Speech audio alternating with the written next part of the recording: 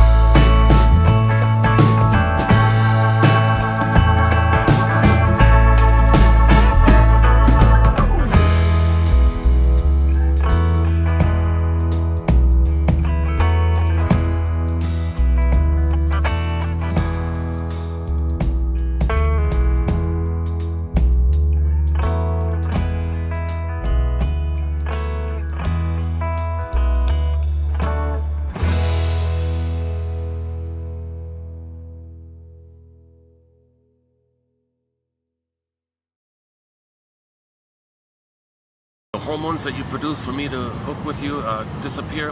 I don't know where you are. I lost the placenta of the cord. I was a bridge to you, so where are you? I have no bridge to you, so where are you? You abandoned me. You abandoned me. You betrayed me. I trusted you. I trusted you, mother. After all we've been through for 9 months together, I had a deep trust that you'd be there for me when I come out of the canal like that. And you betrayed me. You abandoned me. I can't believe this. So that's also known as betrayal trauma or birth trauma, like that. So, because the theory is at the moment of birth, the mother produces lots of hormones, as explained by Klaus and Kennel, to help the baby form that continuity of attachment, that secure attachment. The hormones, the pheromones. So it's when the baby comes out, it's called a lotus birth. The cord stays, the placenta stays, baby handed to the bosom. You leave the smells, leave the hormones, leave the pheromones, leave the muck, make it warm. The room is warm. Heat lamps, candles, okay, just to make it warm, not too bright or something. Just allow the continuity. He needs time. He needs time to kind of make the transition from the water womb or the water world to the land world kind of thing. So he's, somebody joked, we begin as water people, so we land. Okay, so there's a huge transition coming out of the canal. Plus, there are often complications coming out of the canal. All the more reason for the mother to be there. Rather, you doubly betrayed me. I expected you to be there, and I was hurt coming out, and you're not even there for me after I was hurt coming out. You doubly betrayed me. Oh my God! So that's a betrayal trauma, like that. Okay, it's also known as attachment trauma. The attachment, because usually. Okay, some people think the mother can restore the symbiosis, but if the trauma is too much, the child never trusts her again. He may have a pseudo, like he may go along and survive like that, but he won't never really emotionally trust. His beingness is frozen, because the trust comes from the beingness. The child's beingness is frozen when the baby's hurt like that. Okay, so the baby has the beingness, an ontological self, a sense of self. Okay, this essence, like this, called embodiment, simply called embodiment. Your beingness, your ontological self, okay, your feeling self, like that. Okay, so we have that in the beginning, assuming there's no prenatal trauma. But if there's like a birth trauma, okay, what the baby does is flash frozen. It's going to become petrified, turned to stone. Okay, so Echo as a symbol for a person's soul, she becomes a statue in the forest. Forest means unconscious. In the unconscious forest, you got the princess, meaning the feminine. The feminine is the feminine is a symbol for the beingness. So the beingness, authentic self is the beingness. The beingness symbolizes the feminine. Feminine symbolizes the princess. Okay, and the princess, okay, unconscious force, so unknown, we don't know it, so hence force, turned to stone. Echo turns to stone. Okay, likewise, Rapunzel, the princess, locked in a tower. Okay, likewise, Snow White, princess, locked in a glass box in the forest. Okay, sometimes the princess, the maiden king, she morphs into a bird and flies away. And fairy tales, the morphing turns to an animal and turns to a bear or a fox or runs away kind of thing. Or the earth opens up and Miss Core, the princess, gets pulled down. Now I got this chasm, back to the chasm, the basic fault, the geological metaphor, the chasm in the earth. I think it comes from the Greek myth. Miss Core is on the field, earth opens up, she gets pulled down like that.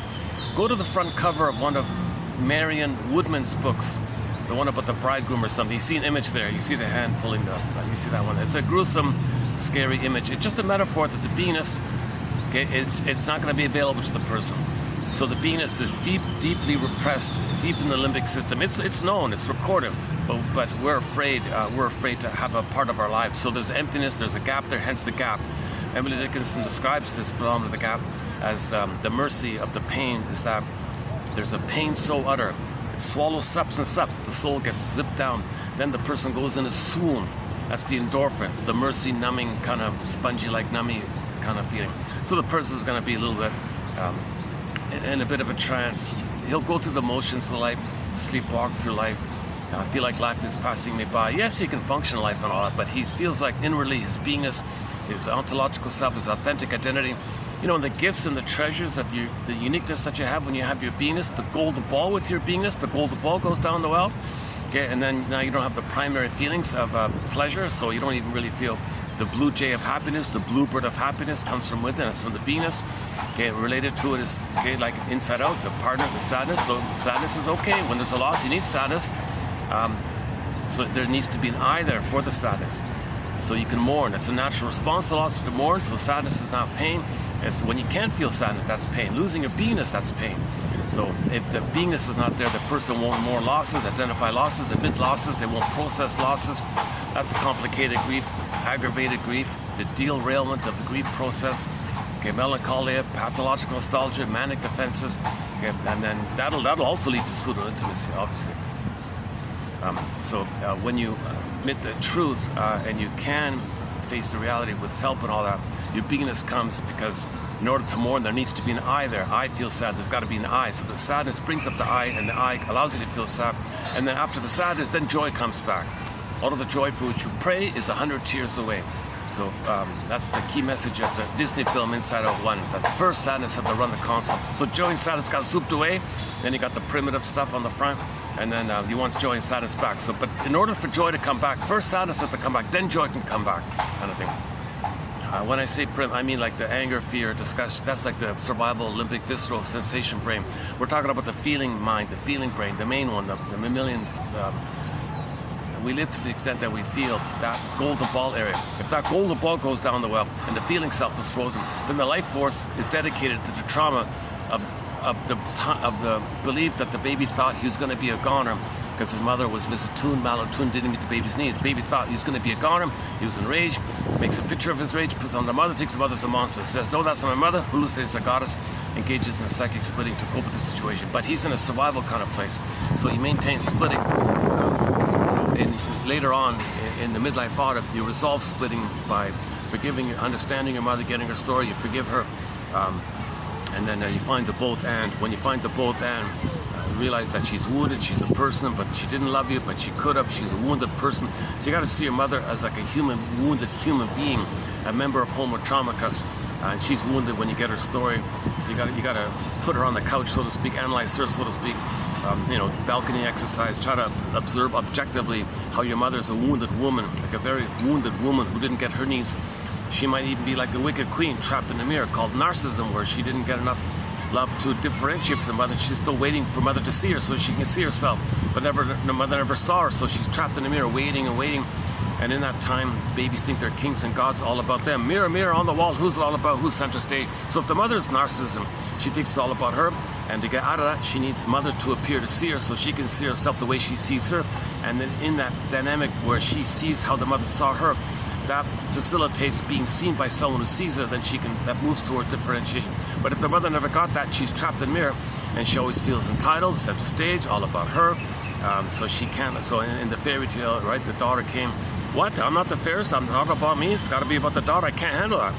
I can't handle that, it's always got to be about me, I'm entitled, everything's got to be about me, I can't give, I got to receive. It's one way, it's one way, I'm entitled, I got to receive, I'm not supposed to give. So in her anger at the idea, okay, then you see how the mother that's in the fairy tale, okay, representing the mother's feelings in this area, is the laces was the rough handling with the baby. When the mother handles the baby, she's grabbing the baby in an angry way. That's the tight laces. And then the poison comas are angry thoughts about it.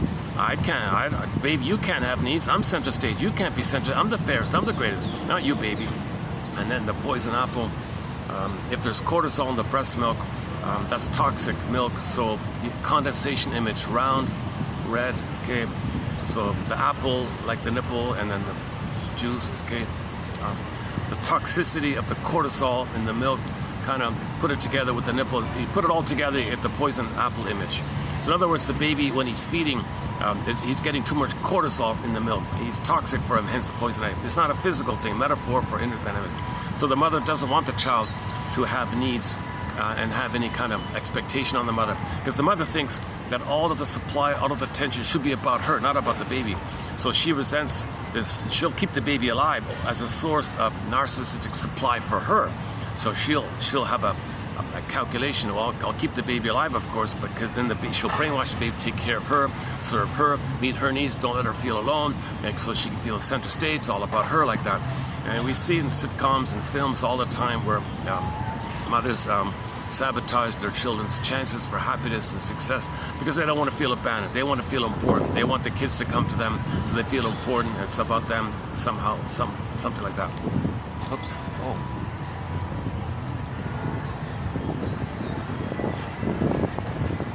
Hopefully I'm not bothering this family just beside me here. Hopefully I'm not bothering them.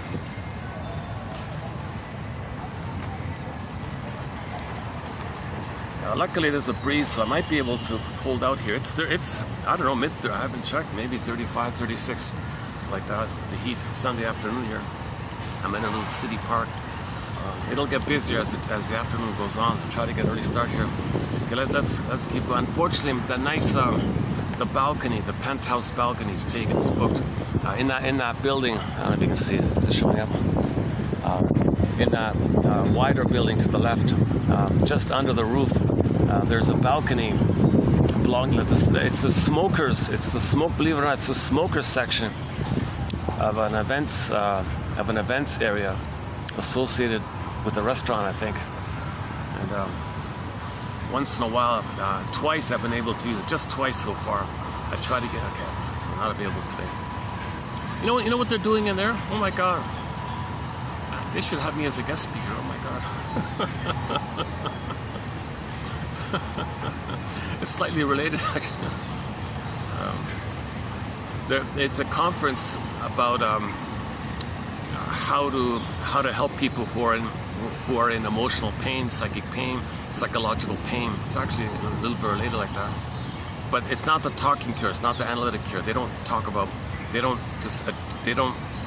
let you know. It's not about how talking and how finding your narrative and how grieving can heal you. They want to do what's called spiritual bypassing. Never mind. Okay, so let's. Oh no, what am I talking about? No, sorry, something else. Oh no, I made a mistake. I was thinking about another one. Okay. Oh, that's totally different. No, sorry. Okay, anyway, let's go back here. Yeah, I feel like I got off to a bit of a good start. Let's see if I can pick up on it. Okay, so we were briefly talking about, some others might be kind of like the Wicked Queen of Snow White. That's a symbol of a mother who's narcissistic. Okay, so fairy tales are symbols of psychological trauma, psychological dynamics, inner dynamics. They're metaphors for inner going-ons. Okay, myths and fairy tales are like pictures of what's going on inside. Myths and fairy tales are symbolic. They're not real, but they point to something invisible that's real, but we can't see it. So we want something to see or describe as a symbol to point to something that we don't know, to try to talk about it. How do you talk about psychological trauma? It's inside, it's a feeling. How do you talk about it? Well, gee, if the baby feels rejected, that's a burning, biting feeling called shame. Well, how do we talk about shame? Well, we have a word called shame. Okay, what else? Anything else before the vocabulary shame? Well, is there like a common, universal image of the emotion of shame? So they created a hell scene. So the storytellers would describe some kind of hell place, fiery, like that, and somebody's in there. Well, that's code for shame. It's not a literal place. It just means shame. Okay, burning, biting feelings. Hell is a burning, biting place. It's not real, but it's a picture to describe the emotion of shame. Hell is a picture of shame, the emotion of shame. So there's symbols like that. So myths and fairy tales are symbols like that. So in the Snow White one, it's not literal. It's not literal what you see. In all these myths and fairy, it's not literal what you see. It's kind of like, maybe we can say the mother wants to, quote unquote, murder the child's soul. Not physically hurt the child, but hurt the child emotionally, where the child doesn't have needs, doesn't expect anything from the mother, and in fact wants to twist it where the mother wants the child to take care of her, to tend to her and serve her. So she's twisting things around. So she denies the child's needs. That's the whole soul murder idea. Okay, rough handling, poison comb, poison apples, etc. Okay, and then the poor. Now, sidebar here. Anytime a child is born to a narcissistic mother, the soul, the beingness, is symbolized as Snow White. And look at the condition of Snow White. She's in a coffin in a box in the forest. So at midlife, when any person realizes their snow is kind of like that image of Snow White in a glass coffin in the forest. When we realize that the pin is in the collar, okay, another one is the pin in the collar, flat affect, alexia, no feelings for your words, alexithymia, no words for your feelings. Okay, another image for emotional trauma. So when the baby's traumatized, flash frozen, his beingness, embodiment, pin in the collar, under the collar, flat. So when we realize that we're not coming from our beingness, we're missing something, we're going through the motions of life, sleepwalking through life, etc. You realize something's missing. Then at midlife, you kind of realize that. That's the idea, that when you're in touch with that, usually around 40, let's say, and you kind of, okay, yeah, something's going on here. Now you're in touch with the dwarves. The dwarves are minors. The dwarves are symbols. They're not real, but they're symbols of the energetic efforts within a person. And I think somebody said they base it on the 7 energy centers. The chakras, apparently the body has 7 kind of energy centers: heart chakra, throat chakra, etc. It's got the 7 down the body or something. So interesting theory about that. So we got 7 doors, okay, symbolizing the energy in the body. Now in the body, in the system, in the organism, okay, the doors are presented as minors. So the idea of the minors is, so you're going to go dark in the ground, unknown, repressed, something about you that you don't know. So the metaphors, you go underground, on this other world, underground, like dark, can't see it. Okay, gotta put your lights on, gotta search for it, then you find it, bring it up. Okay. So the minors are bringing up truth. They're bringing up psychological gems, psychological knowledge, psychological gold. Okay, so the minors say, look, we discovered something. Your mother failed you. Your mother was narcissistic. Your mother betrayed you. So you're bringing up the truth. You gotta get the truth if you're gonna heal. You gotta get the truth if you're gonna heal, because your beingness is. If you don't know the truth and you're using coping strategies based on babyhood trauma, you're stuck in that kind of place. You never have your beingness kind of place, and you spend your whole life in the hedonic treadmill of searching symbolic needs. Okay, ice cream, food, cookie, wine, just symbolic stuff. It never translates to the real thing, so you're just on a hedonic treadmill like that. You're never satisfied. And then the image is the wheel, the guy in the wheel, axion, the guy in the wheel wrapping around like the wheel. Okay, or the feelings is pecking. Every time you're disappointed, it's the pecking feeling.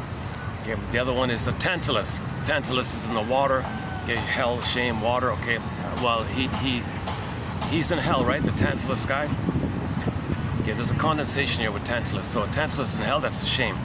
Now, while the baby's shame, think about weaning trauma. The baby's reaching out for the nipple, but mother pulls it away with the weaning trauma. No, I'm going to traumatize you. I'm not ready, mother. I'm not ready to be separated from you yet. I can't handle the separation anxiety. I can't handle you're separate from. I need time. It's too early. Wheat pulls away. So in the Tantalus, the guys in hell, he sees the fruit, the cherry in front of him, or the tree with the cherry tree, or the apple, or the grapes. Take your pick, any kind of fruit. Okay, he reaches for it, and the wind blows the branch. So that's the metaphor, the weaning trauma. And he's always tantalized, that hence the phrase tantalized, Tantalus. The guy's name is Tantalus because he was tantalized. Mother, you tantalized me, you teased me, and you pulled away. So you see that again and again and again. Reaches up, pulled away, reaches up, pulled away. Repetition compulsion. Okay, the reason he's in water, that's in reference to the extended womb. It's a womb-like thing, so that's why they pick the water, because he's still sort of in a kind of an extended womb. He's still sort of in a womb state, so he can't really move if you're in the womb, right? So even though he's after the womb, he still can't crawl or walk yet, so they just maintain the watery kind of thing, so he can't really move. Now the idea about, I think the variation of him reaching for water, and then the water goes away, maybe that's like mother's body, mother's spirit going away. So in the primary world of fairy tales, you've got a lot of condensation, a lot of things going on in one image. So that's what's called condensation, right? Like you wake up in the morning, you had a dream, and in that little dream sequence, you go, oh my God, how did that happen? Something from my childhood blended in with something I saw on a YouTube clip yesterday. Something from a week ago, talking to somebody, and it all came together on one little scene. That's called condensation, because in the unconscious there's no time, and in the unconscious the system wants you to feel, so it pokes around and picks things to try to reconstruct so you can feel, try to feel.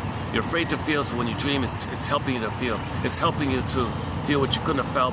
It's helping you to know yourself like that. Oh jeez, oh the sun. Okay, I might have to make an adjustment here. Let me move my chair back. How else can I go? Yeah, I guess so.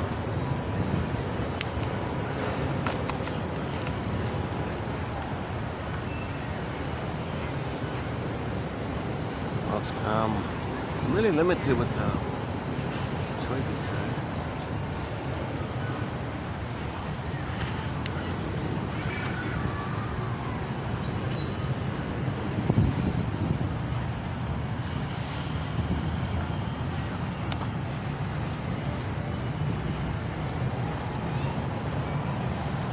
a sec here.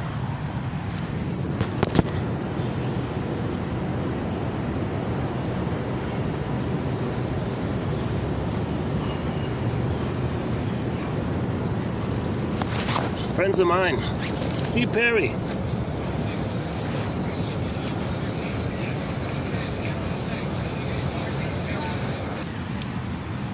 Okay. Oh, that's it. Okay, let's continue here.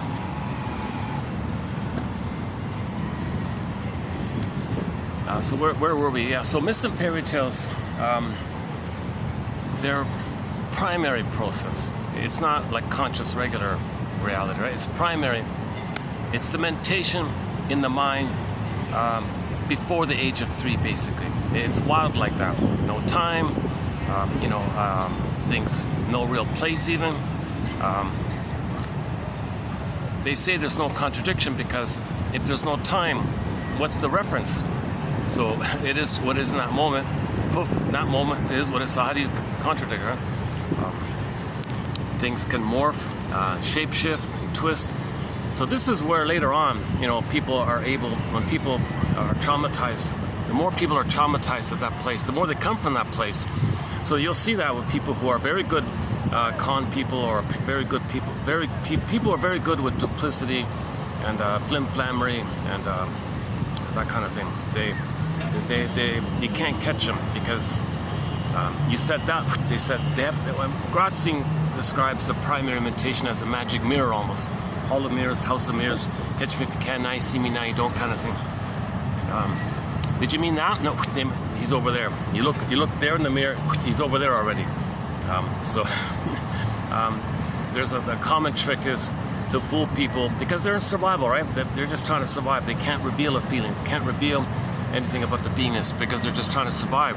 Remember when children are afraid, they're lying all the time. So they're just kind of lying all the time. So they're very good liars, put it that way. They can't make an I statement. They can't be vulnerable. They can't come from a real feeling. So because there's no real feeling, that's going to later on lead to pseudo-intimacy, today's topic, pseudo-intimacy. If the beingness is not there, a person could be cursed searching for pseudo-intimacy, and no pseudo-intimacy. It's like the search for authentic intimacy, but the beingness is missing. So you're searching for symbolic of intimacy. So pseudo-intimacy is kind of symbolic of the missing real intimacy that was needed. That's the point I was trying to make at the beginning.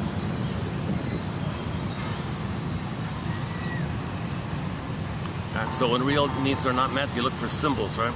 So maybe the real need was for a secure attachment style. Well, if that's not met, what's symbolic of a secure attachment style? So traditionally we would say, oh, ice cream and cigarettes and wine and all that money and material, things like that. So you symbolically look, or you find proxies to look for and you reject it in them. There's 2 ways of doing it. Or we can, maybe a variation of this theme is we're looking for if an authentic love was missing, okay, then you look for pseudo-love later on as a symbol of the real love. But the pseudo-love can never be the real love because you're expecting a symbol to be the real love that was needed back in the nursery. So no relationship in the present can be that authentic relationship that was needed back in the nursery time. So I'll be disappointed. So we'll get to that point in a minute. It's getting busier here. I'm trying to find the right angle where I'm not having people's face right at me.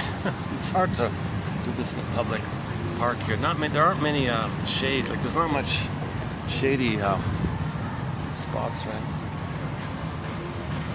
Behind me is all packed. Okay, let me get used to this. Wait for the breeze to catch up. All right. Okay. What happened to my chair? It was okay before. Jesus. I got this flimsy chair. Okay. Okay, you're seeing my anxiety, right? So I have anxiety. I have not been analyzed. I'll play this song by Joni Mitchell, "This Flight Tonight," made popular by Dan McCafferty. And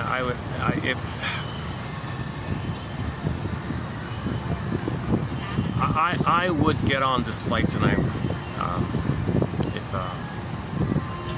somehow I could pull it off and do a full analysis. It takes 3 years, they say, and show you the after analysis. So what you're seeing with me here in this video is before analysis. All my ums and ahs and stops and starts and self-corrections like that. I have not been analyzed. So I'm the compiler of the quotes. I only have a BA. Disclaimer, I'm not a doctor, shrink, professor, midwife, doula, nutritionist, gynecologist, cultural anthropologist, historian, or none of that stuff. I'm skimming and scamming, looking for interesting quotes, plucking out the best that feel to me the most interesting. And out of every 10 that I post, hopefully 1 out of 10 will click for anybody. So we roughly post on average 10 videos, 10 quotes for each TQ on average, right? Hopefully 1 will be of interest, kind of thing. And we've been posting a lot of great quotes. So we have over 10,000 now, plus a couple of thousand honorable mention. So, and 62 topics, by the way, one of them being psychological interpretations of myths and fairy tales, including Snow White and many others. So when we realize something's missing, that's kind of like now you're in touch, oh, something's missing, or at work. Now you're befriending yourself. Now you're connecting with yourself. You're connecting with your body because you felt it. You felt something's missing. That's connecting with your body. Now your body has those 7 energy centers symbolized by the doors.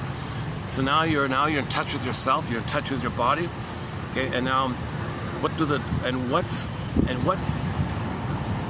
the innate drive for healing is that we're going to try to mine up knowledge about ourselves to become whole, healing and wholeness. When we reclaim and re-own something that we had but lost, we get it back. Every finding is refining. So we had it, we lost, I want to get it back. So we had it, we dive it down, get it up like that. Same thing with the fish here, bring down the oceans, like the unconscious. The fish are like the contents, so meaning something about you that's repressed, unknown about you. So if you identify something about you that you previously didn't know, bring it up to consciousness. That's like throwing up the fish, catch the fish in the net, fry the fish, eat the fish. It's psychological food.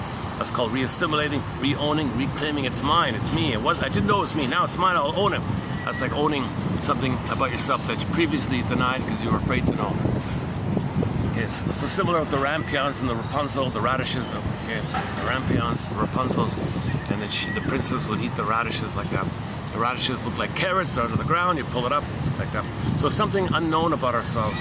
Okay, it can be symbolized in those kind of ways. Okay, radishes, okay, miners under the ground, or the fish under the water like that, or something in the forest basically.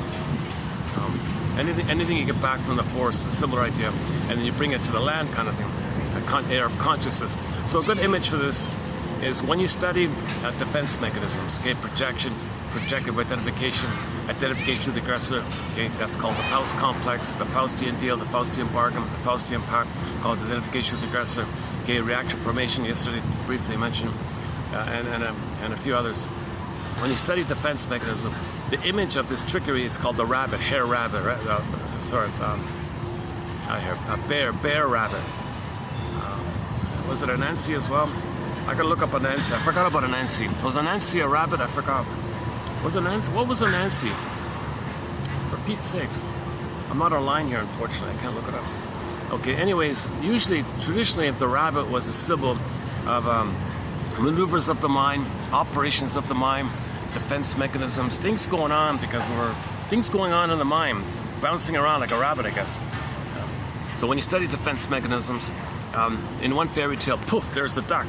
Now when you see the duck, okay, now we can live in these worlds.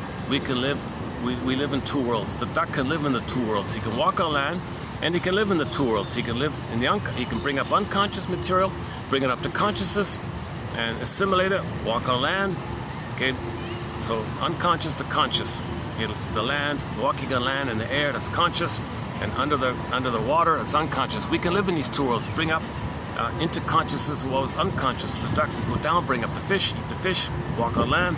Similar, fishing, mining, these Rapunzels like that. So that's the kind of the core task of called the talking cure. Okay, the fundamental rule, or the basic rule, is called free association. If you just free-associate, you associate freely. You know, you see something, what's the first thing that comes to mind? And things start, that's like the fish coming up. When it's Freudian slips are like that. Wake up in the morning, get a dream, it's like that. Making inferences about your repetition compulsions, and something like that.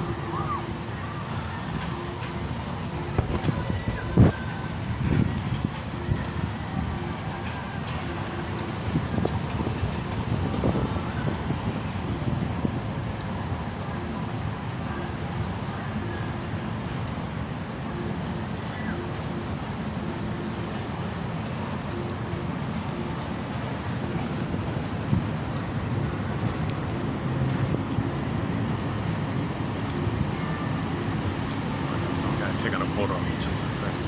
Once in a while that happens, it's a little awkward. I just want to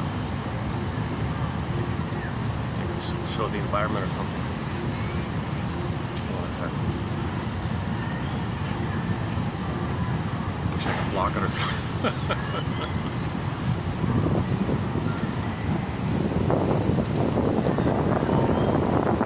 Okay, hold on a second.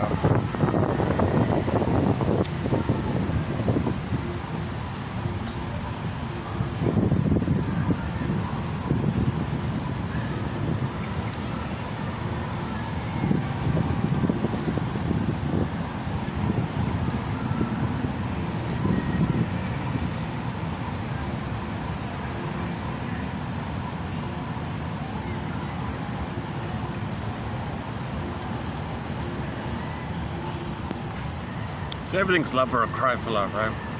So once you recognize that, then we're all friends, we're all one family. Okay, we'll talk about that later.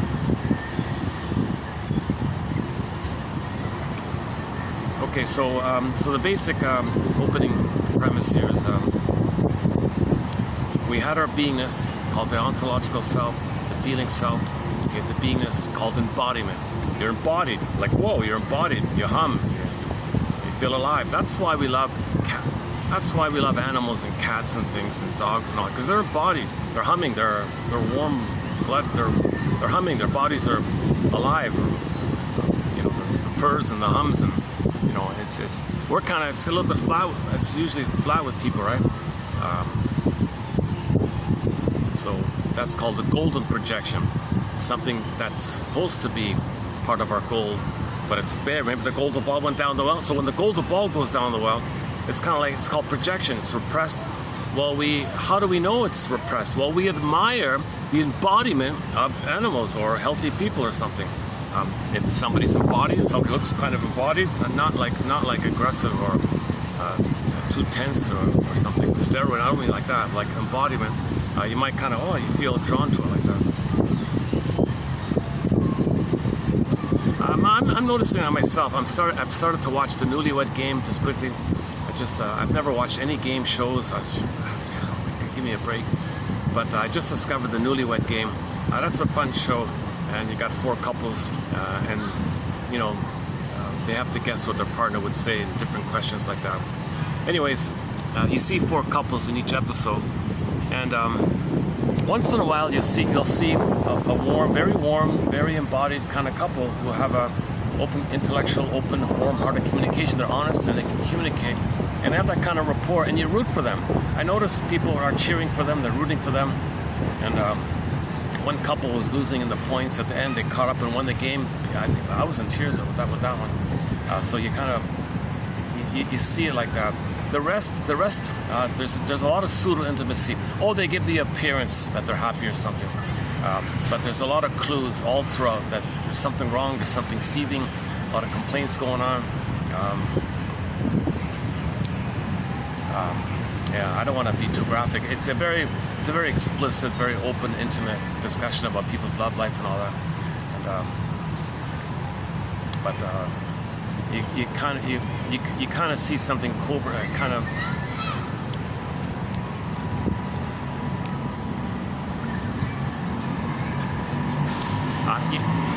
Sometimes you'll see that women are avoiding the men, they're rejecting the men, The men, you'll see the symptom of that. You'll see a symptom of that. The mother, most of the wives say on the question, who controls the other? Or the women say, oh, I have him wrapped around my finger. Oh, she's got it wrapped. Okay, a lot like that. A lot of jokes like that. Okay, let's not get into that one. But I think the basic point is, if you do see somebody who's like comfortable in their body like that, they're not scaring you. They're not like they're doing the machismo thing where you think they're aggressive and their anger, that I can vicariously express my anger through them. If they're like a He-Man or something, they can hit something. Well, that's my anger. That's my. So you vicariously project your voyeuristic fantasies of anger onto the He-Man thing. Still express your anger for you. But you don't mean that kind of admiration or like that. Okay, that's called the voyeuristic kind of phenomenon, or projecting your anger onto them, and they look comfortable with anger. You're uncomfortable with anger. They're not comfortable. They're comfortable with their angers, and they want to blow off steam, and you want to blow off. We're not talking that kind of. We're talking like embodying.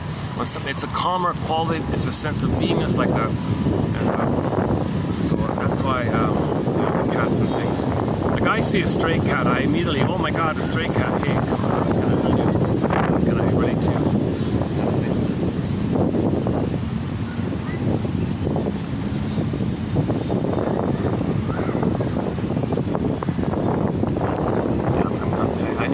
On that point. Okay, so let's go back to basics.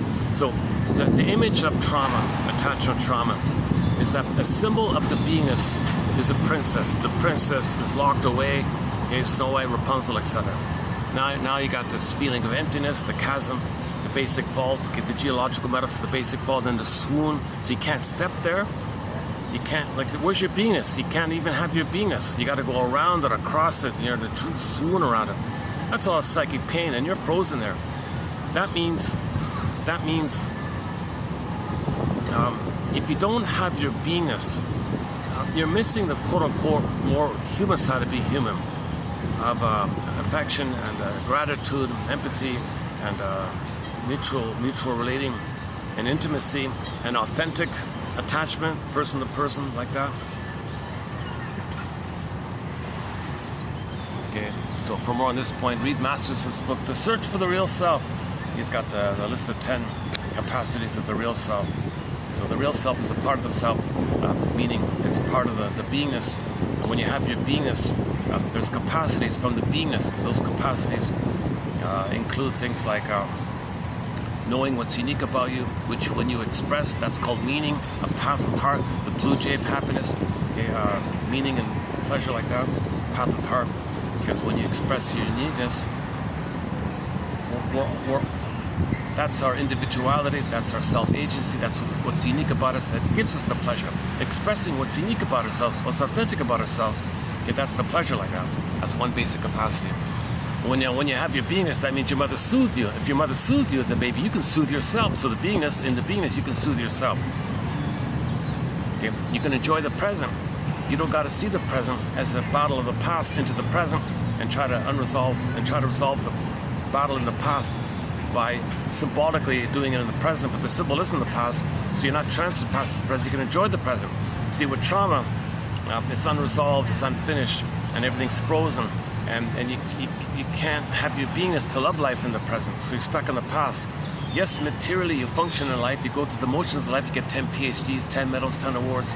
Okay, you can do things in life.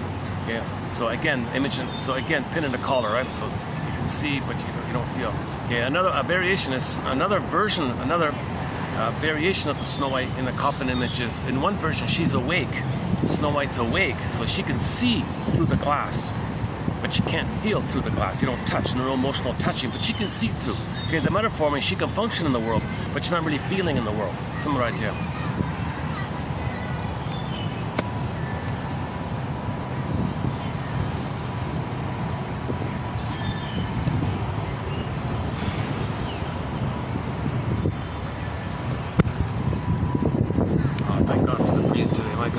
Otherwise, I couldn't do this.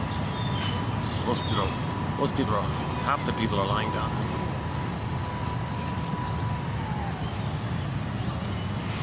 Where are we here? Okay, so now we don't really notice this. that the beingness is missing. So we spend usually the first half of life searching for symbolic needs. So a symbolic breast, okay, symbolic milk, symbolic soothing, symbolic, if your needs are met, you feel important. So something that makes you feel important. So advertising fills in for that.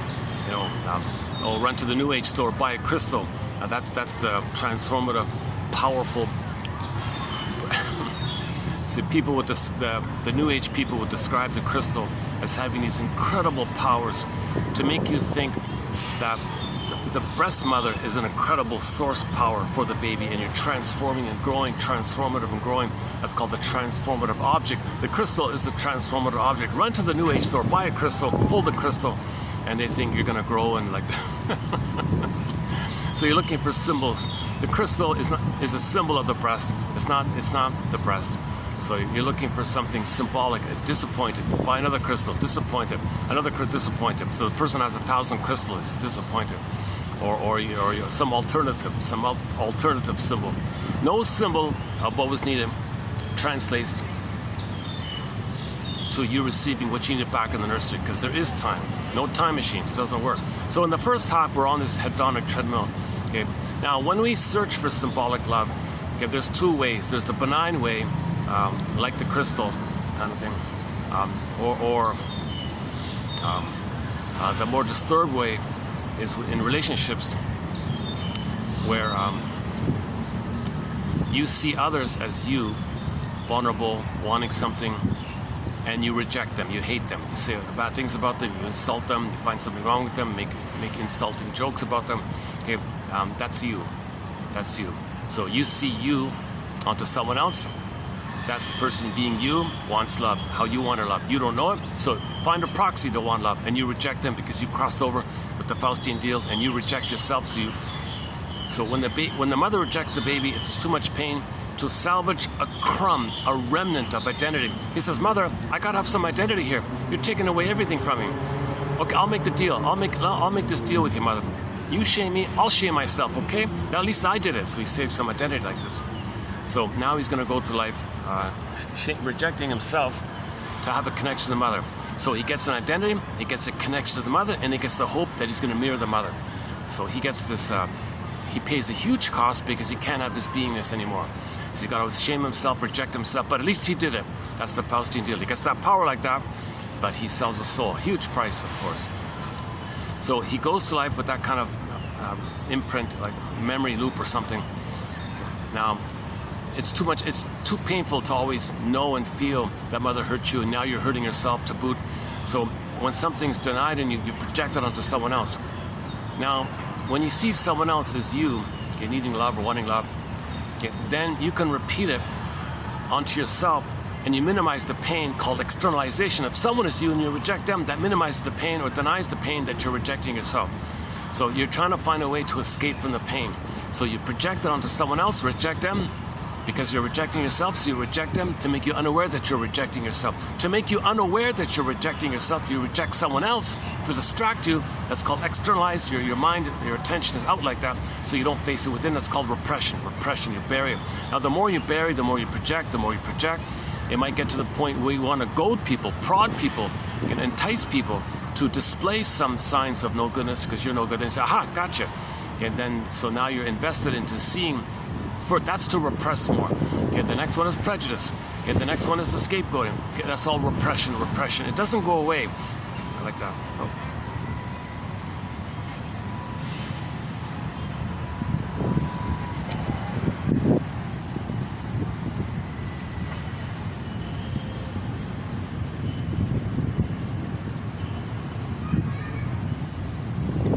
I'm not sure. I'm trying to get the pitching in the camera here. I'm not sure if I'm holding it at the right angle here.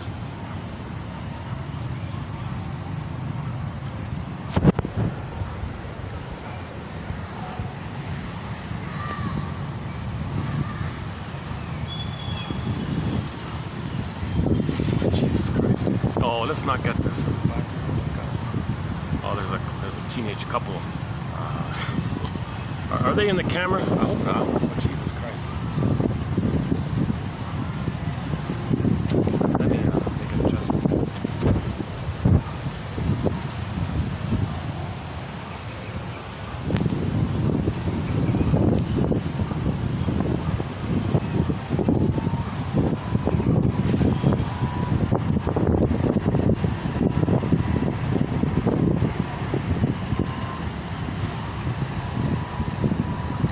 Well, if those two get married and they go on the honeymoon show, and the question might be, what would the question be?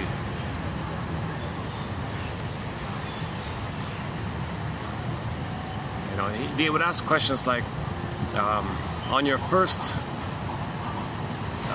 well, it might be like, where were you on the first kiss? Or that one. Now, they might be like, when the two of you first kissed or something. Was women? They'll ask the women, and then you got to predict what women will say. Women, did you want him to hold up, or change it up, or back off, or don't stop, or he'd do something like that?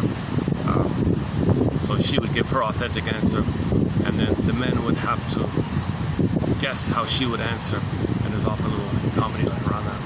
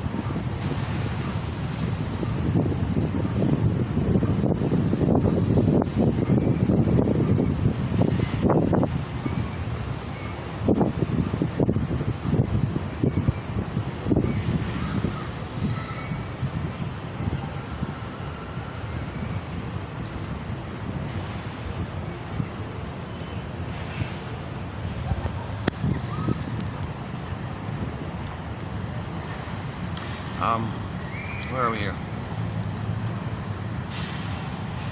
Okay, so it's a trauma. It's a trauma to not get your needs met, to be so scared and terrorized of your mother that you freeze up your soul and you're stunned there and you're frozen there. So you go through life functioning in life materially, but your inner life is frozen. That's psychic pain, emotional pain. It's numbed over, yes. So the system seeks healing, innate drive for healing. There's this innate drive for healing. So the first part of it is,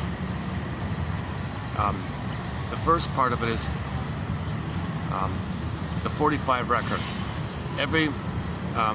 Everyone develops a 45 record called the cry for love. We carry it with us everywhere we go.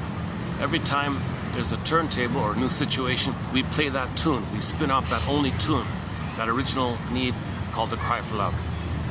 Okay, so now when we recreate in the present an addition of the past, meaning because the amygdala does not know time, all time is that time. That means in the present, the amygdala sees it as the past, the present's the past.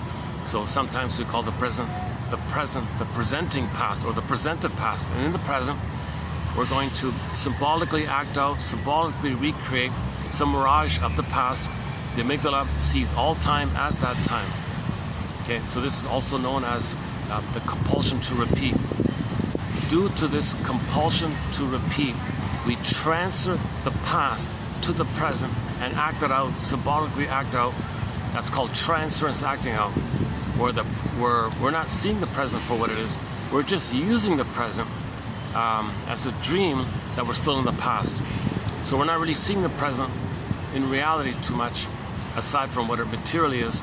But in terms of people, being people with their needs and having empathy for people, like that kind of stuff, you're still trying to recreate the past and get a better outcome for the past, get the love that was needed in the past.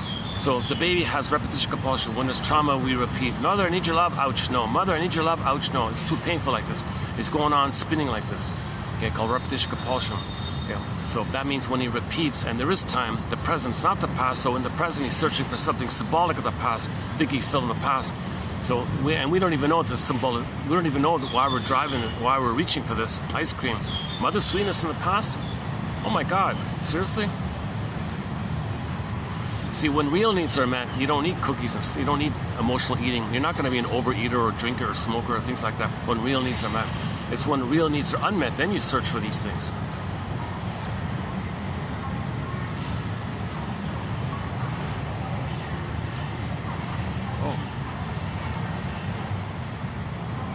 Oh my God, that's a strange one. Yeah.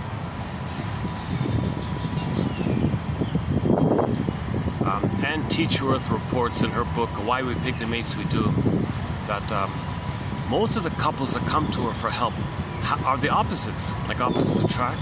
She says she almost never gets the like attracts like one.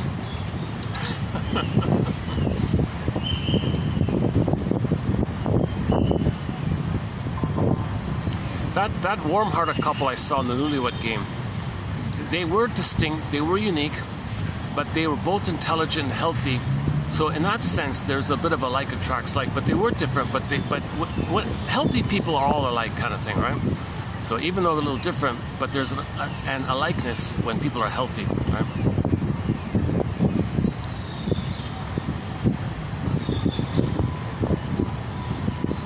People are. Okay, go to yesterday's video. I did a quick summary of Anne Teachworth's book, Why We Pick the Mates We Do. I don't want to do it here, but if you go to yesterday's video at the Swan Place, I did an abbreviation of the book called Why We Pick the Mates We Do by Miss Anne Teachworth. Excellent material. Better yet, just read the book. But I did like a 5-minute snapshot of it. I think I covered it there.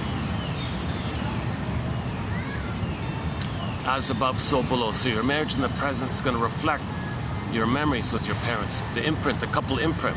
So as a child, you're growing up, you're watching your parents relate to each other. That's like an imprint. It's in your mind, it's in your memory, so it's inside. As above, so below.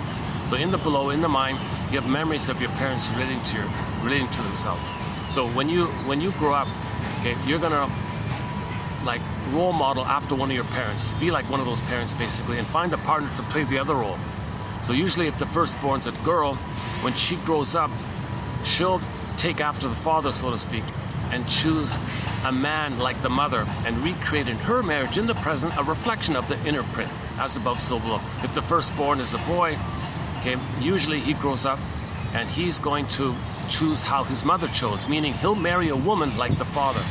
So his marriage is he picks up where the mother where she was trying to get her needs met. He picks up there and finds a woman to play the father place and continues the battle like that. So this is a mess like that. So to update this, you role play healthy parents and then have a different precedent in your mind by imagining and role playing healthy parents. So you imagine how your parents would have related, how you would have liked your parents to have related to each other, and do all these different scenes, different scenarios. So you role play, your mother giving an I statement to your father, and then you jump over to your father's chair, and you do the same thing, and you play your father making an I statement to his wife, and you play your mother, a healthy version of mother, and you play a healthy version of you, and you do both. You play both in the two chairs, and you do it scene after scene. Okay, what would you have liked your parents to have done? So let's say, I've never seen my parents discuss a film. They'd watch a film, and they'd change the channel, and no comment. Why don't they pause and talk about it? Okay, we'll do that. Role play your parents discussing the film. Actually engage in that. Something you wish took place. Resolving a conflict, making a plan,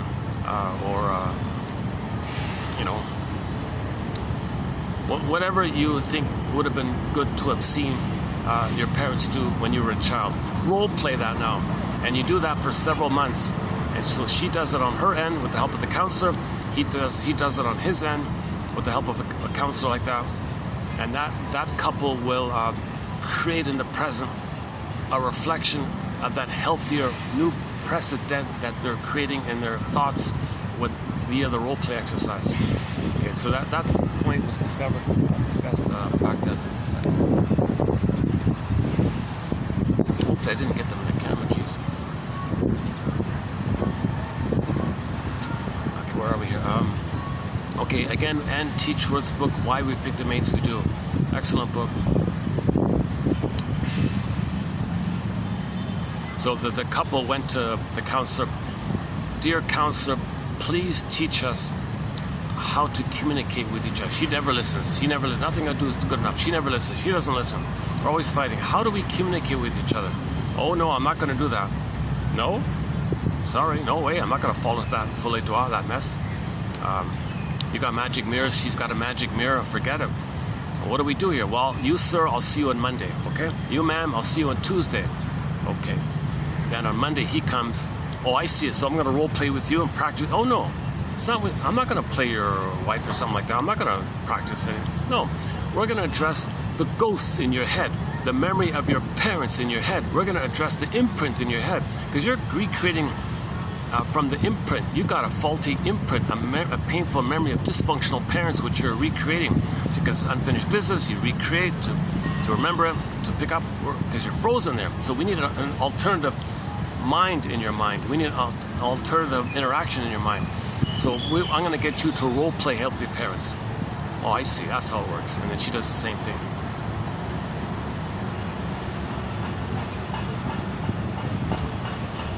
They're going behind me there. I'm walking all together. All right. Can I sit back? Okay, I can sit back. All right, I can sit back. I don't want to accidentally get them in the cup. Jesus. You too, my plan. Just kidding. So, nothing explicit. No nudity or anything like that. I'm surprised the guard didn't come running. They're pretty strict about. It's good. I like it. They're pretty strict about rules here. For example, if I were to feed a pigeon, the guy would come running. You cannot feed the pigeon. Speaking of pigeons. Oh. What a coincidence. I mentioned the word pigeon and they just arrived here.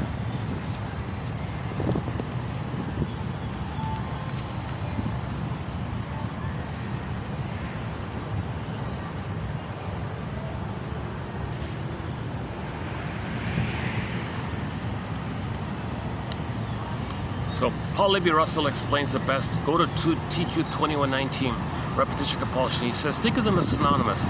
When it's trauma, we repeat because the baby needs to get his needs met to have his beingness.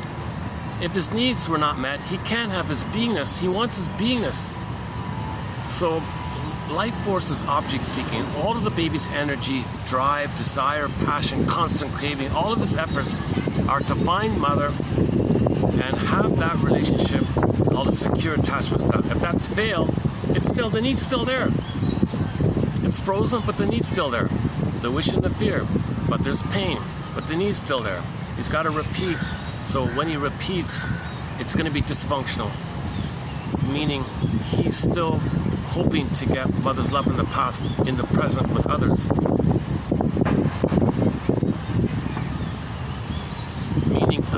He's trying to get the needed outcome that he needed to have received back in the nursery with others, meaning like that. Now, the more benign way of this 45 record is you play yourself, okay, wanting someone to help you resume development, to see you and support you like that.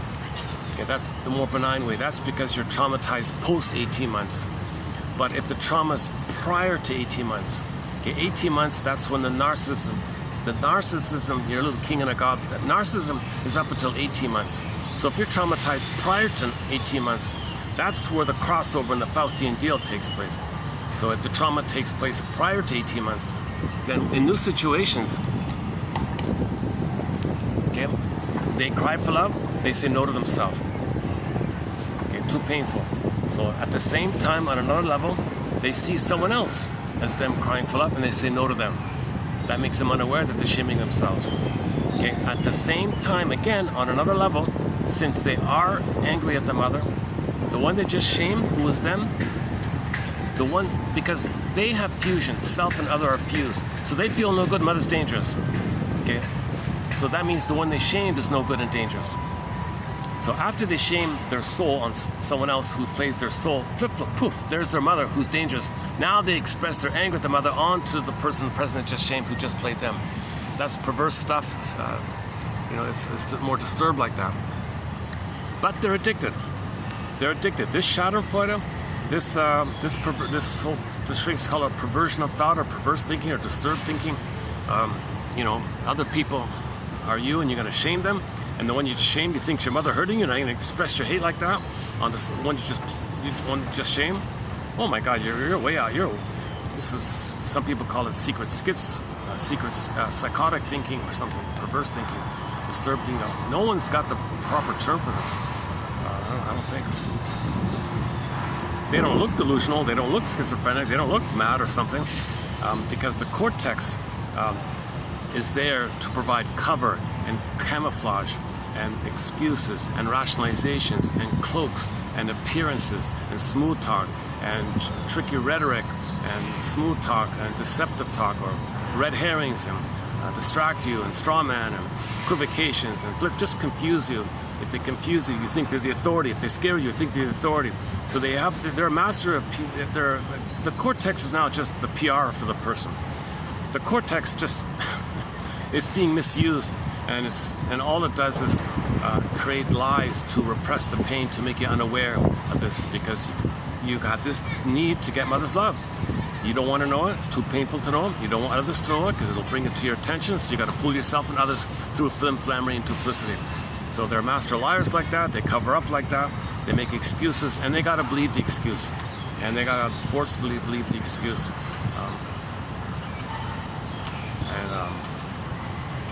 And remember, their crumb of identities related to this, that they have to shame themselves. So if you call them out on them, they have no identity. That's narcissistic injury, narcissistic rage. They feel like they're falling in that chasm. There's no beingness there.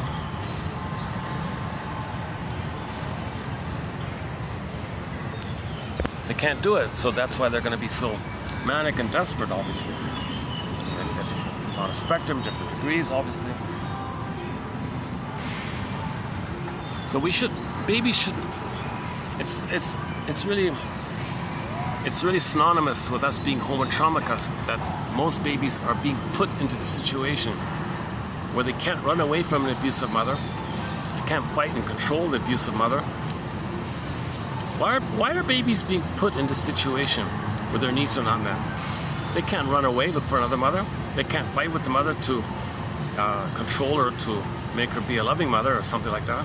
So why are babies caught in this dilemma? Okay, their amygdala is going to enlarge in order to pump out more cortisol, adrenaline, flee, fight. Okay, well, all you can do is like a deer in the headlights or the possum thing. Body's there, mind flights. Why are babies being traumatized like this? I mean, I'm sorry. So many babies being put in this situation is a sign that we're homotraumic. Now, the issue of the why, that began 10,000 years ago due to the mismanagement of our discoveries. And then, okay, that's a 7.5 hour track if I go down that road. So let's save that. Discussed in previous videos. We have a video called The 48 Symptoms of Homotraumicus, from the transition from village to pillage, global village to global pillage, due to the mismanagement of our discoveries, the serotonin, hedonic treadmill, and this whole issue. And how do you pillage or create prejudice? How do you create prejudice? Traumatize the babies. Okay. And then in order to pillage, you pillage the baby's soul, they become the pillager. And then don't care, feel entitled, and then and now you're on this devouring society, gobbling mode. And you see, even today you see it. They just announced, I just saw this morning, maybe all the orange tree orchards they're getting diseases and they're all gonna collapse and all this. Because in your greed, you're doing GMO things, you're trying to trick nature to produce more, to grab more. So you're going against nature like this. So diseases come in, now they're going to lose a lot of orange trees. It's just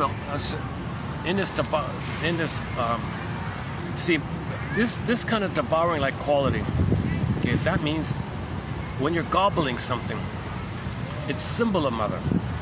It doesn't heal you. So the trauma's still there. When there's trauma, we repeat. So you gobble, okay? It didn't work.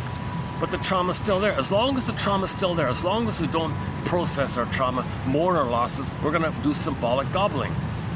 So, because that's the nature of trauma. We're trying to, A, fantasies, get our needs met, but reality check, the present isn't a past. B, we're doing this to know that we were traumatized.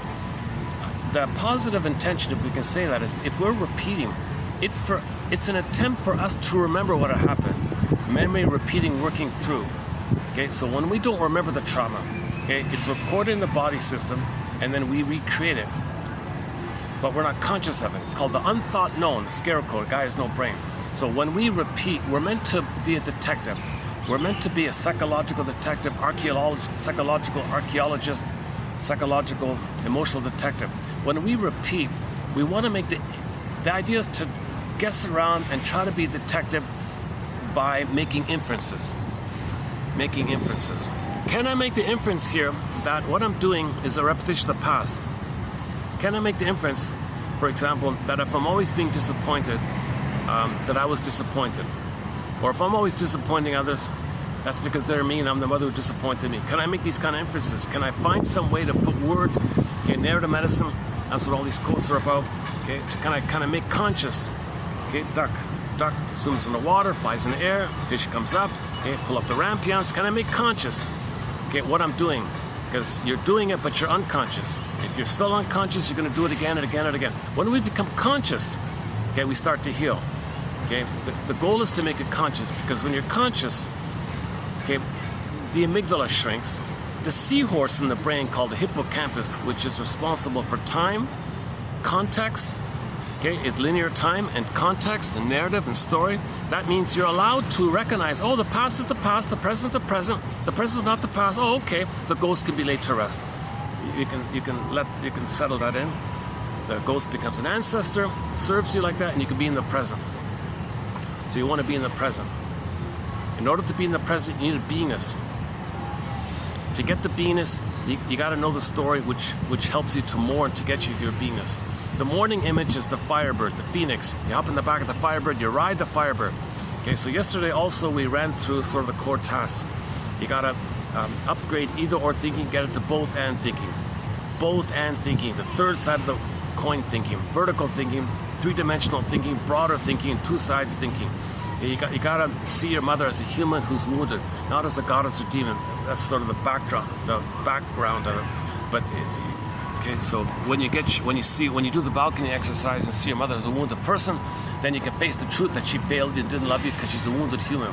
Then you can now you can emotionally know the truth now. So you want to emotionally know the truth. So when you get the reality of your mother hurting you, the reality. Okay, when you get the reality. See, you can't heal when you're lying to yourself. When you get the reality that your mother failed you, that she was trapped in the mirror, that she was like the wicked queen, that's the reality. That's getting the third side of the coin. The two side, the broader coin thing, not just either or. So you got to upgrade either or to both and. Okay, you got to face all these someday ideas. Oh, someday if I just repeat, that'll change the past. Someday a pint of ice cream will be mother's sweetness in the past. Someday if I treat others badly to show the world that my mother did that to me in my protest, in my effort to show her up, magical time machine will appear, mother will apologize, and I'll get the love I should have received. Okay, you have these kind of someday kind of thing. This false belief that we temporarily created as babies, that we're guilty, that we're defective, we're wrong, we're no good. Okay, we've got to update that. It's nonsense. These beliefs, the baby creates these beliefs post the trauma. He wasn't born with it, but the trauma made him do these beliefs in an effort to get along with the mother. Now in midlife, you've got to update this stuff.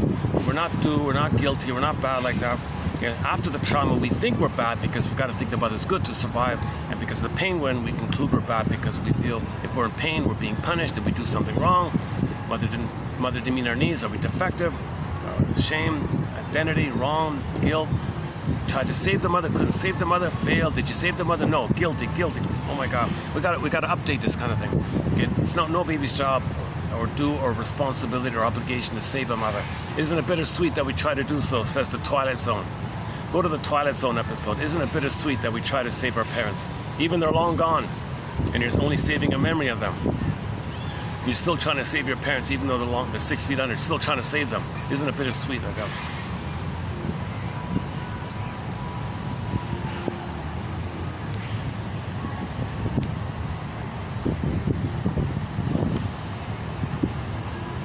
Let's check the time here. 3:23.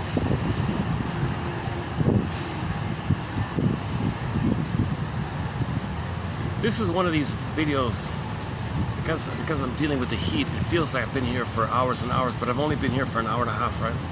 But it feels like I've been out here for 5 hours.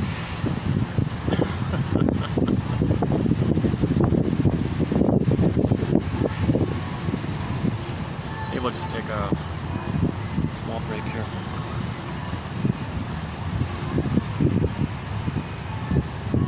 Friends of mine,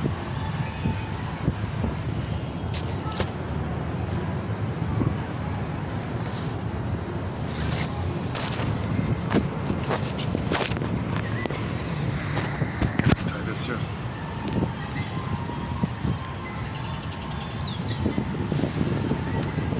Okay, so in the repetition compulsion, the benign way is in the clinger mode, the pleaser mode, the childlike mode. Okay, we feel no good, defective, still trying to save the parent, still trying to cure the parent, so we always feel no good. And through a mechanism called sweet lemons.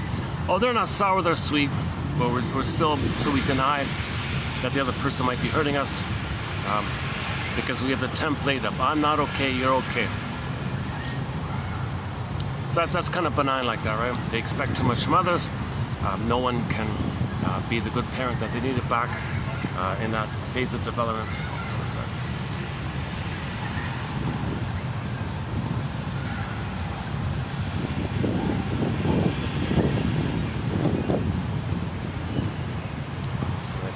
Jesus.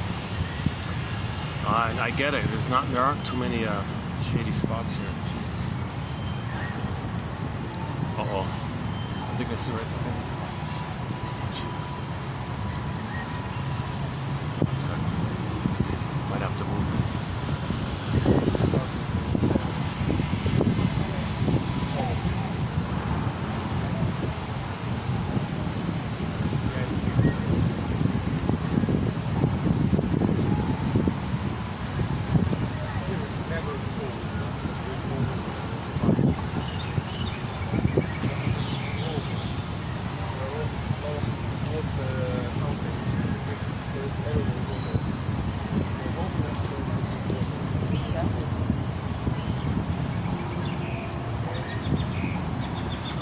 Right behind me. Jesus. Okay, let me move it over. I've got a backup spot, so let's give me a good 5 to 10 minutes.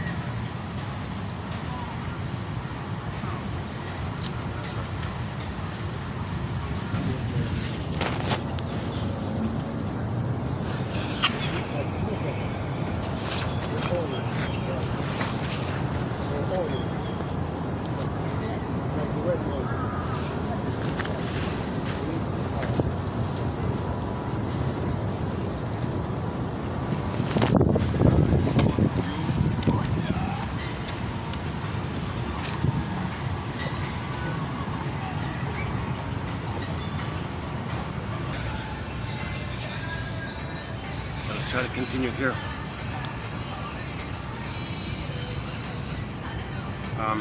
Okay, maybe let's just finish quickly about the 45 record.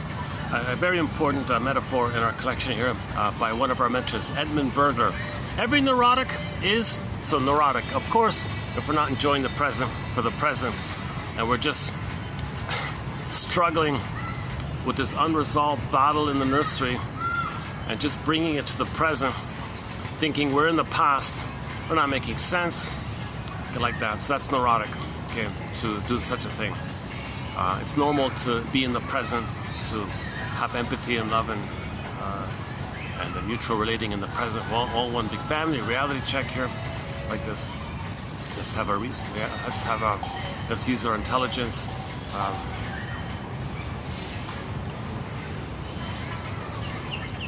that's reasonable. Okay, because your cortex will be in service of your beingness and your golden ball. And with the golden ball, it's naturally ethical, virtuous, and morality and empathy like that. And you see the reality that if you have feelings, that's the reality. You have feelings. That means they have feelings. Things like that. Okay, I'll pick up on that another time. Okay, where are we here? I need a minute to cool off here, so get used to this new setup here. Okay.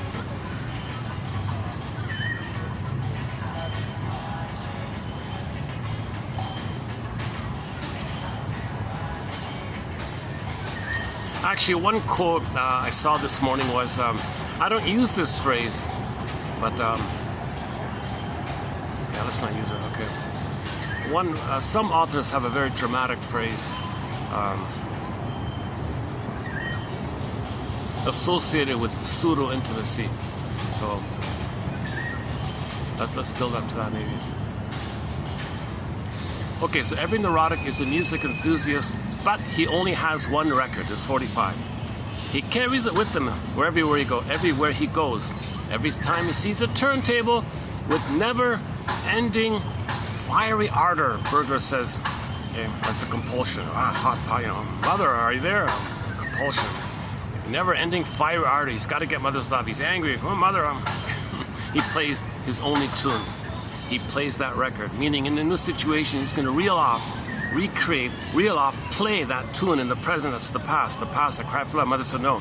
You play that. You recreate that in the present. Benignly, you cry for love. Others say no to you, and you do that again and again. So you always say, "What's wrong? I tried. Nothing I do is good enough. I try. There's something wrong with me." You don't see that they're hurting you. You think they're wonderful, and you're no good. That's the codependence like that. That's kind of benign. Eventually, you realize. Okay. Now, the more disturbed way it takes place is traumas before 18 months. That's the Faustian deal one. In the Faustian deal one, they can't play themselves anymore. They got to find other clingers to play them, which they're going to shame and then hate. So that's the more disturbed stuff. So the inferences a person can say to themselves, for example, a mother can say to herself, for example, wait a minute, do I feel tempted to shame my baby? Does that mean I'm trying to remember, like in a kind of quote-unquote anniversary reaction? Am I trying to remember? Because this resembles when I was a baby.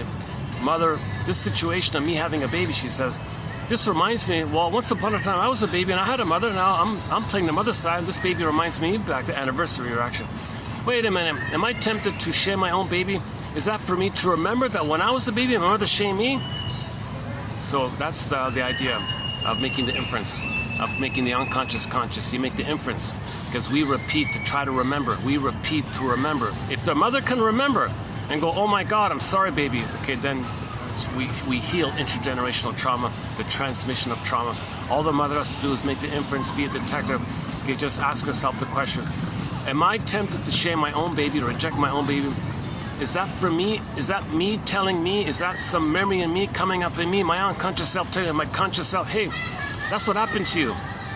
Unconscious, why are you making me do it?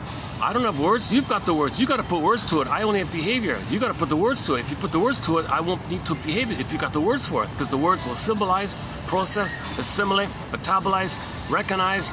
It exists. The reality, conscious reality. Oh, okay. That's why we repeat, to get the reality.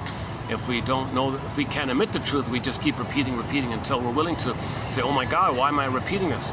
So a few days ago, we played the song by the country singer or folk singer named Kim Ritchie called Chase Wild Horses. And she kept saying, in the first half of life, I was in pursuit of this repetition compulsion, hedonic treadmill. I was in pursuit of a symbolic mother. I thought this could do it, or so she was chasing wild horses, she said. Then in midlife, she said, hold the phone here. She did the audit.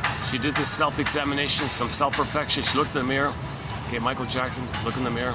Okay, and then she said, oh my God, now I don't chase wild horses anymore. Yeah, that's the name of the song. I don't chase, well, the line in there is, I don't chase wild horses anymore. Should we dig it up quickly? Where is it? Why don't we play that. One second. So about a week ago we talked about that song, yeah. So what's going on here? Oh, my phone's freaking out on me. That's the problem when you keep your phone on in the bag, bouncing around. Things get that the size morphs, like the size diminishes or something. What's it called again? Oh, Chase Wild Horses. Let's play this one here.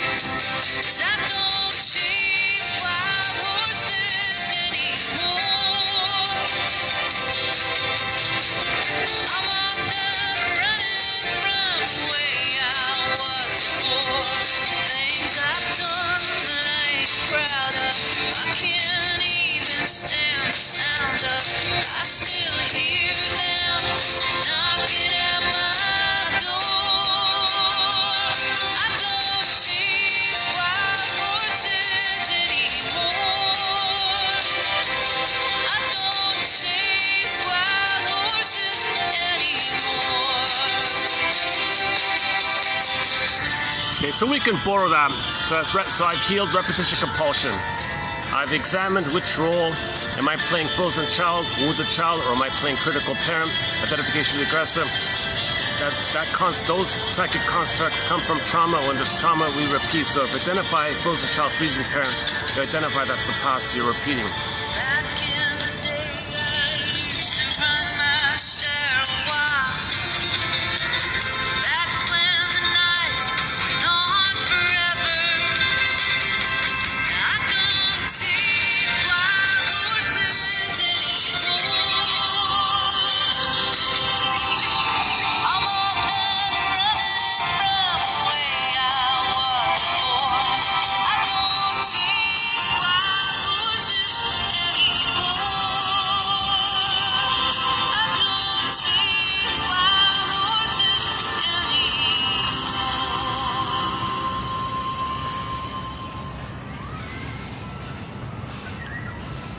Yesterday's song was a rock song called Monkey Bars by the band Coney Hatch. But before that, we played two songs by Triumph, the classic rock band Triumph. Just a Game, very good one, and Young Enough to Cry, two excellent songs by those guys. Yeah, so today I want to borrow a Steve Perry song in reference to pseudo-intimacy. So pseudo-intimacy seems to be a variation of the idea that when our real needs are unmet, we search for something pseudo, like symbolic. It's not real, fake, synthetic, imaginary. Because you got the compulsion to reach for it. But you're in the present. What are you reaching for? You're not in the nursery. The nipple's not there, the breast is not there, and you got to reach. And this reaching compulsion is unknown to you. It's in your spine. I mean, it's in your amygdala. It's in your brainstem. It's a visceral sensation. It's called your unconscious. Like your whole body, the force of your whole body is kind of doing it, almost like a compulsion like that. No breeze here. Oh, you're gonna see me sweating here. Oh, jeez. The heat's the same, but now I got no breeze here. Son of a gun. Let me keep an eye on my spot, see if I can get it back.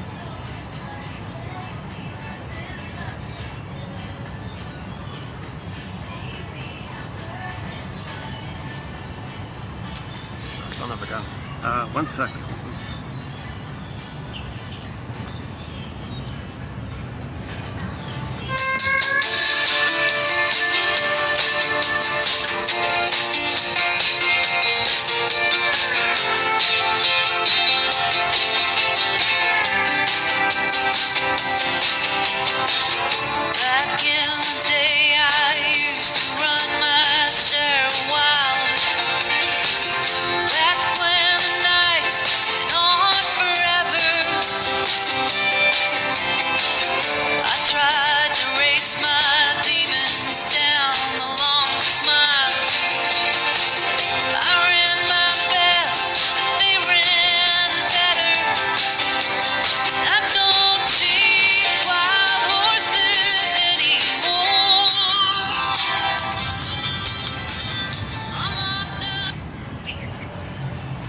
From the way I was before. So you feel different. Not only you feel different, you feel like you are different almost after midlife, right? So that means you're reunited with your authentic self. So you feel different. You are different, right? So we had our authentic self. We lost it. Want to get it back. That's the whole thing, right? We had it. We lost it. Want to get it back. Okay. The return of it is symbolized by the firebird. You hop in the back of the firebird, emotional knowing, you're feeling what you couldn't have felt. So now you're accepting the truth, now you can feel. If you can accept and build your ego, build your conscious ego, okay, resolve either or thinking, get the both and thinking, okay, face these false beliefs, okay, you're not guilty, etc. Study defense mechanisms, practice the duck, okay, and then you're communicating to you that you want to heal. And when within you senses that, then you can be restored, so to speak. So consciousness leads to the restoration of the soul. Consciousness is the midway kind of needed ingredient for the restoration of the soul, okay, and symbolized as the firebird, meaning emotional knowing. Once you get the emotional knowing, the firebird, the vibrancy of the flames, right, alive, the oranges and the yellows and the reds and the vibrant colors, firebird, fire, alive, fashion. So you're feeling alive again. Now you no longer feel like the velveteen stuffed rabbit. Now you feel like a real rabbit. We want to feel like a like a real rabbit, not a stuffed rabbit. It's called embodiment.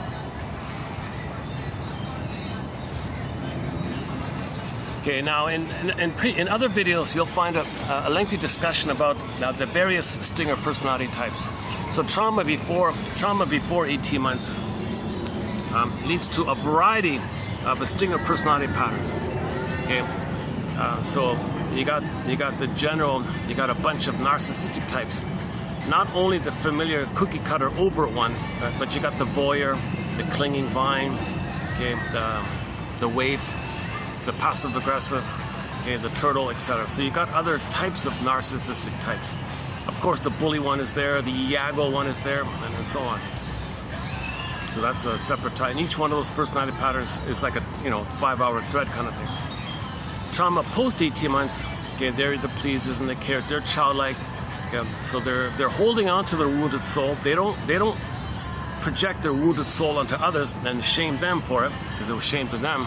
They manage to hold on to their wounded soul. So they're closer to their self, but they're feeling overtly more pain. You can see them visibly childlike, visibly in pain, because they're still trying to hold on to their soul like that. They don't want to cross over and say, you're them and you're going to shame you for it. They don't want to do that perverse stuff. So they're still holding on. like that. But so when stingers see clingers, oh, they always hate it and shame them and mock them and all that. And if a clinger marries a stinger, oh, the stinger's thrilled to have a lifetime supply of an ability to shame their soul, to repress it. They're shaming their own soul, so they shame their own soul. Okay, to do so, they got to shame the clinger. So they marry a clinger for that function, and they're married to mom, and they got this perverse psychological, quote unquote psychological incest. They're married to mom. They can't have intimacy with that person. So that's one form of pseudo-intimacy. If a stinger marries a clinger, of course that's pseudo-intimacy. Of course that's pseudo-attachment. Yeah, why don't we start in on those pseudo quote. There's one of our cats here. Hey, pussycat.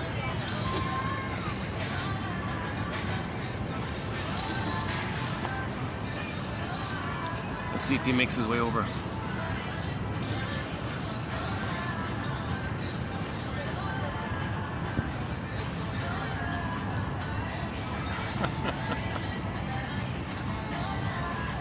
At the Swan place, we made a new friend, the black and white. Yeah, he's coming over. I think he's coming. Hey, psst, psst, psst. He jumped up. Psst, psst. Unfortunately, I don't have any.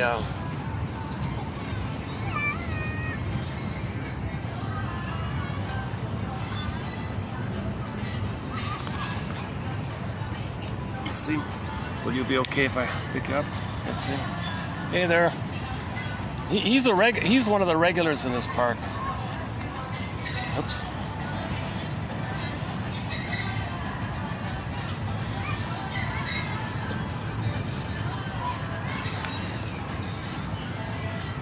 Let's try this. Let's see. Do you want to introduce? We get him in. Introduce yourself. He's not comfortable. All right. I'm not too familiar with him. Oh, he's all scratched up, eh? Jeez.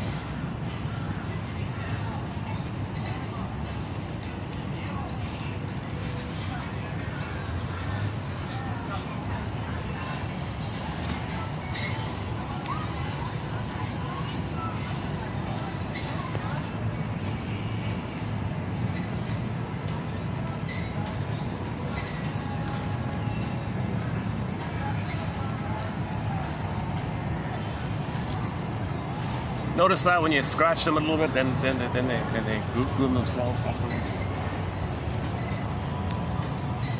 Maybe they feel safe with you, then they drop their guard or something, clean themselves.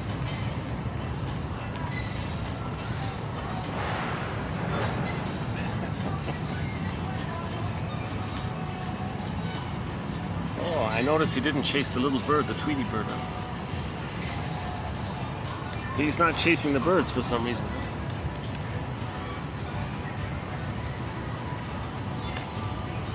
Are you going after the birds? Oh, something's going on.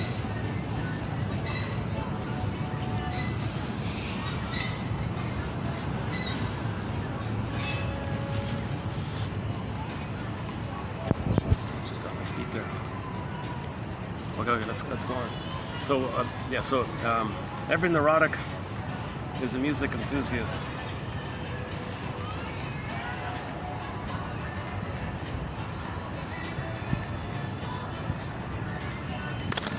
Oh, oops. Okay, enough with the cat. Okay, let's do the pseudo intimacy quotes. I got a feeling this is. Now I have to wade, as usual, I need to wade through a few to find a good one kind of thing.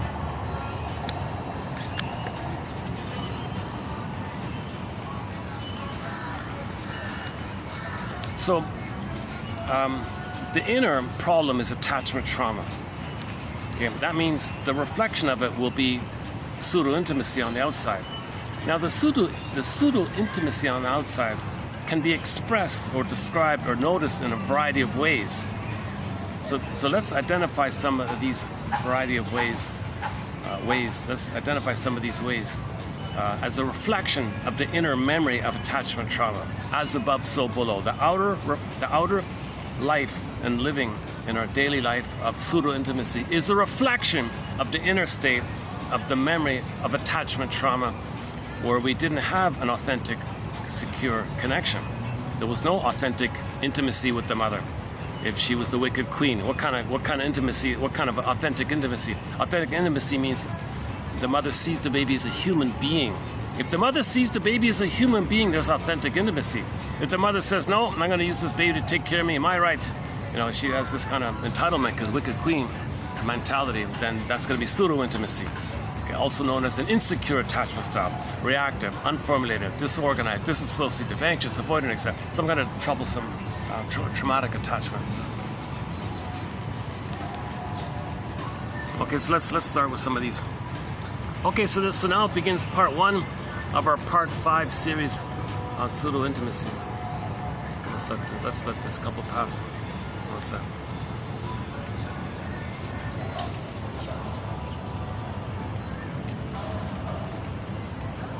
Oh, he's hanging out here, hey. All right. Oh, he's hanging out here. Yeah, what I just saw pass by was definitely pseudo-intimacy. He's in his 60s, or maybe she's probably in her, I don't know, 20s or something. Jesus Christ. That's a pseudo-intimacy kind of thing. Because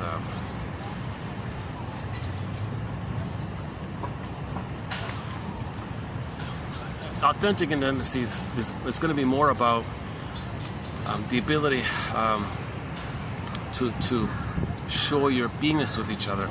If someone's got some kind of agenda on the other, that's pseudo-intimacy, right? Okay, let's begin here. Some people who have attachment problems, is that okay? Some people who have attachment problems, okay, seek out, oh, okay. Oh, so okay. Adultery, okay. This one's about adultery, all right. Some people who have attachment problems seek out adultery to get what I call pseudo-attachment or pseudo-intimacy. The problem with the pseudo-attachment of an affair, well, that guy's probably, maybe that, let's say, for example, that guy's married. He's got a young mistress there. Yeah, so let's say that older guy's married somewhere in his home country, comes here for work, quote unquote, and has a mistress here, let's say. The problem with pseudo-attachment of the problem with the pseudo-attachment of an affair, however, is that once the hormonal haze, the hormonal haze of the intimacy stage wears off, there's no real attachment to keep them together. There's no real connection. Okay, once the fantasies that bring up the blissful feelings of being one dissipate, and you can't be one all the time, then what? Who are you? I don't know. Or you're just an old man, or you're too young, or you're fighting all the time. Reality kick. The gravity of reality kicks in. This is one reason that so few people who have affairs leave their partner for the affair. So a lot of people, a lot of wives are not worried. Oh, he's gonna have his little thing there. He'll come back, or something, because he's looking for secure attachment.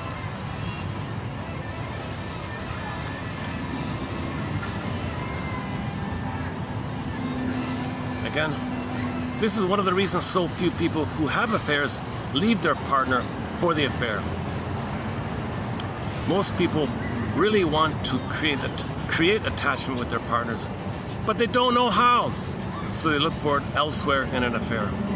So repetition compulsion. So he married, so let's say the old guy there married someone, the poor suffering wife's at home, let's say. He's out here on a holiday, work holiday, with the young one there. Let's say. That's not a secure attachment style. He can only recreate failed attachment. Because when there's trauma of an improper attachment, he's got to recreate an improper attachment. So affairs will do that, okay? Pseudo-relating will do that because the repetition compulsion. the original template, the imprint, the working model is no secure attachment. So you recreate. So he's not going to get it with the mistress or something, right?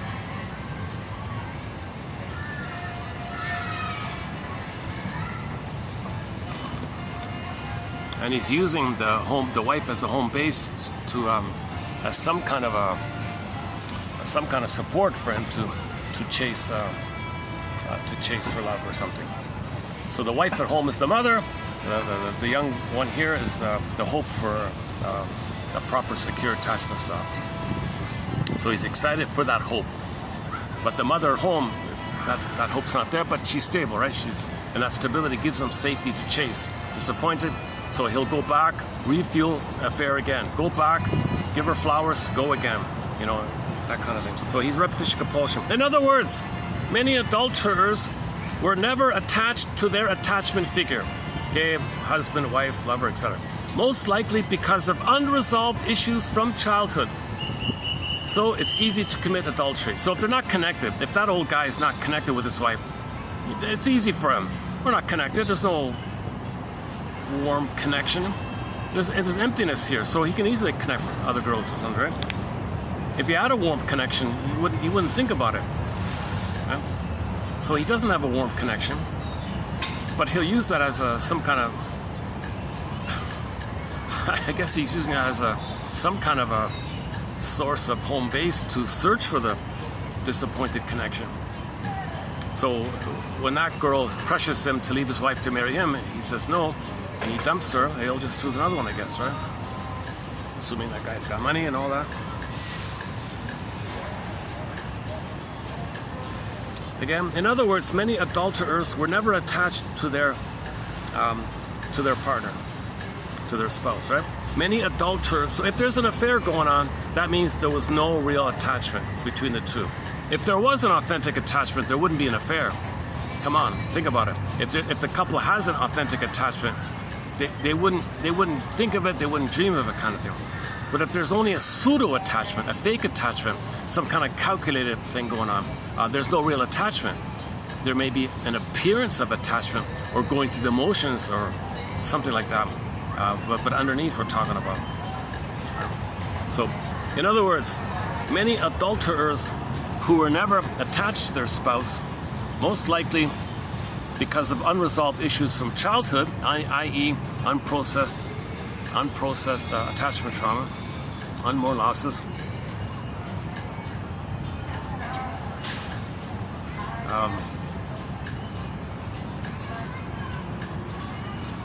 Yeah, so it's easy for them to commit adultery. It's nothing for them, right? Because we're looking for an attachment. So if there's no attachment at home, he looks for an attachment with the young one, maybe thinking,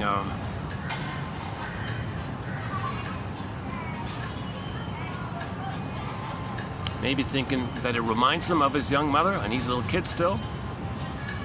Maybe she, the young lady, thinks the older guy with the money's the material, the mother, he's going to take care of her. So she wants him to mother her, and he wants her to mother him. What a hormonal haze, right? They're both on a blissful fantasy thing. When that haze wears off, reality check. Okay, then there'll be an argument. He goes back home, buys the wife flowers, and does it again, I guess. Something like that. Oh, you're giving me flowers again? Oh, jeez. Okay, thanks. Jesus Christ. But the wife in that case also is dealing with an insecure attachment style. If she married a man for an insecure attachment style, she's recreating the insecure attachment style. If the woman marries a man and she likewise is not connected to him, that's for her to know that she has trauma in the attachment area. So they both have trauma in the attachment area. So it could easily be the woman doing it as well, right? The woman can have the affair just as well. So if the woman has an affair or cheats on the husband, that's because neither of them were authentically connected to each other. Again, some people who have attachment problems seek out adultery to get what I call pseudo-attachment or pseudo-intimacy. The problem with the pseudo-attachment of an affair, however, is that once the hormonal haze of the intimacy stage wears off, there's no real attachment to keep you with the lover. This is one reason that so few people who have affairs leave their partner for the affair. Most people really want to create attachment with their partners, but don't know how. They don't know how. There's no beingness. You gotta mourn that you didn't get it. Then you can getting somewhere. To still try to get what you didn't get without mourning that you didn't get it, it's not gonna work. It's called spiritual bypassing, fantasy land, right? Okay, in other words, many adulterers who were never attached to their spouse, most likely because of unresolved issues from childhood, were never attached, so it's easy to commit adultery. They become infatuated with another person because they were never attached to their partner in the first place. Okay, so they were never attached to their spouse. So let's say the old man, he was never attached to his wife in the first place. So he sees a young one, let's say, and there's like a blissful, finally, I've been waiting my whole life for mother. Wow, you triggered the possibility for it. So he's infatuated now, right? So this old fellow might be infatuated with the young, pretty girl there. They continue to seek the intimacy. They continue to seek the intimacy and attachment they crave by indulging in pseudo-intimacy or the pseudo-attachment of the affair.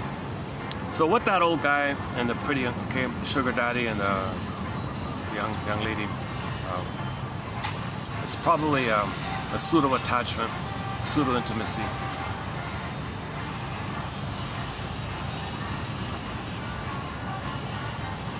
Just watch the Honeymooners game, not the Honeymooners. Oh, what an awful show!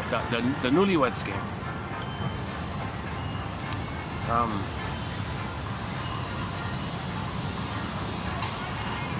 Where are we here?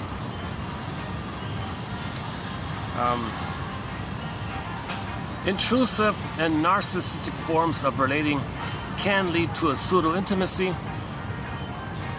or defenses against intimacy in which some couples create a notably fused relationship and in which the other cannot be allowed to separate and be different. Consequently, a form of pseudo-intimacy can derail the development of the individual partners in a couple. Okay, so if it's fused, if it's a codependent clinger and he's the bully, let's say, and they're too tight like that, there's no freedom, there's no one can know themselves because they're too emerged. That's also a version of pseudo-intimacy because you're still trying to get the breast. No one's free. Intimacy means she's a person, he's a person. If he's using her as a symbolic breast, that's pseudo-intimacy because you got to see the person as a person to have authentic, real intimacy. Right? Pseudo-intimacy is a form of relatedness in which the person assumes intimate relatedness with the other because some component aspect of intimacy exists, but actually excludes the possibility of integrating real intimacy covering many areas with the whole person. Okay, so they're connected in one little area, but that one little area, the fantasy, prevents the real thing. Pseudo-intimacy derives both from the classical intrapsychic mechanism of isolation of affect from ideation. Okay, so your emotions are frozen and your fantasies are going. Your fantasies are pathological nostalgia. Your fantasies are about who out there reminds me or resembles my mother. Okay, and that's if someone can trigger that, it's a sudden thing. Hence the Cupid's arrow. It's like a dart. That's called projection. Okay, because you suddenly feel it up. It's like, and then you transfer that to the person or present, called transference up. Hence the Cupid arrow. So the infatuation of the suddenness. Okay, that's because you for a long time you've been looking for somebody who reminds you of the mother to pick up where you left off. Oh, you're perfect. You're the one now. Please change. You're an emotional reincarnation of my mother. Oh, finally, so excited. So it happens so suddenly because the amygdala doesn't know time, and there's your mother. Poof! It's just so quick. Hence the idea of the arrow like that. That's not intimacy. That's called transference up. Somebody in the present, you're using that person in the present as symbolic, missing breast, good breast in the past. There's no intimacy there. Intimacy begins at second sight when you pull back the projection and then get to know them. Then intimacy may begin.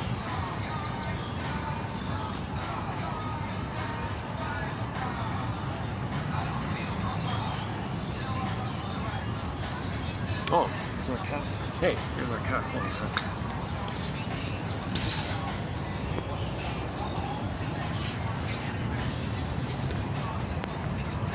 Hey, how you doing? You're hanging around, eh? No birds? Did you catch a bird?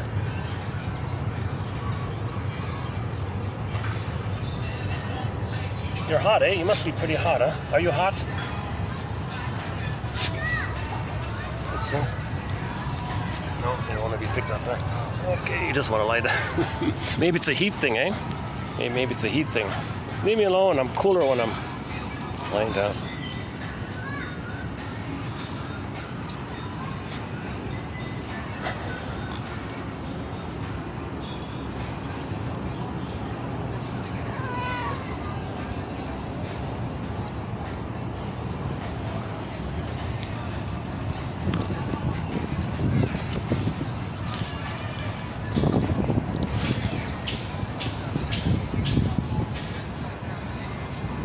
Oh, he's going in my bag. There's nothing in my bag. There's nothing there. You know, I once did have cat food in the bag. Maybe he remembers that. Sorry. I'm not allowed to feed you. The guard told me I can't feed you.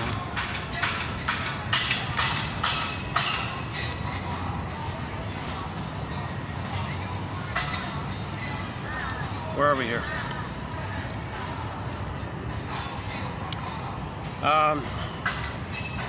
The problem of pseudo-intimacy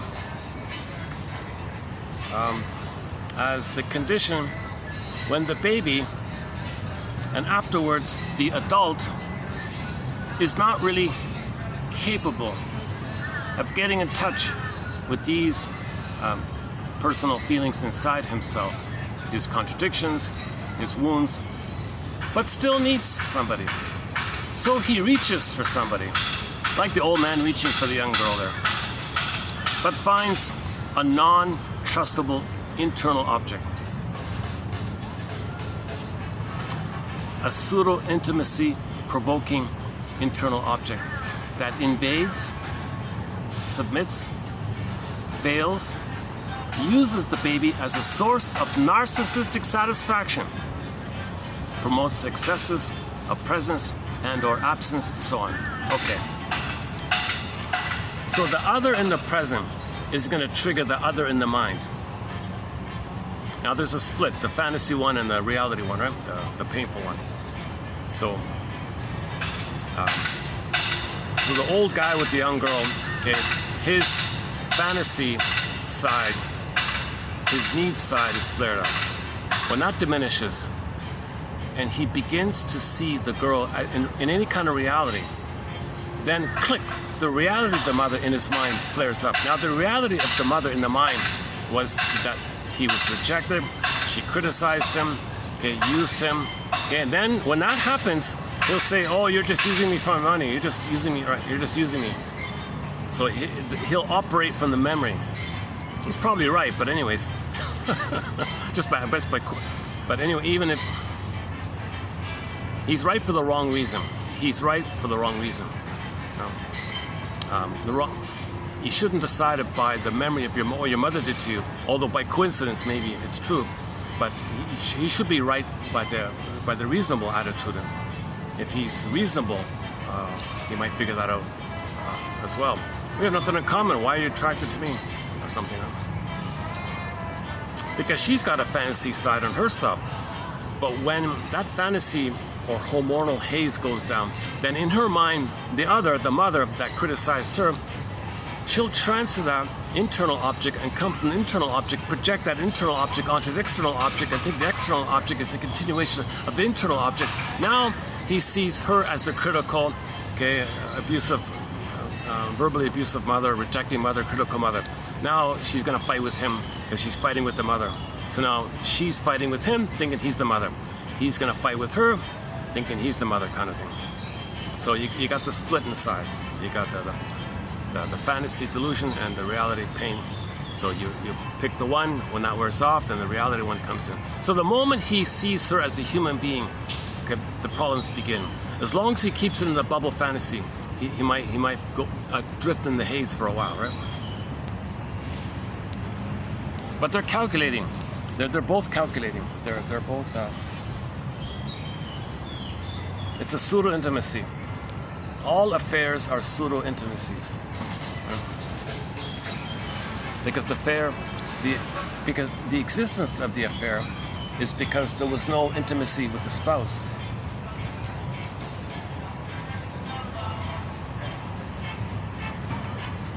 So that's the template, basically, right? That's why people, the pattern is the first marriage fails, the rebound fails. Oh my God, then they go to therapy or something and understand what's going on. Then the third time it works or something, or the fourth one or something. But if they don't go to therapy, it'll never work. They give up altogether and they become detached and never marry again or something, right?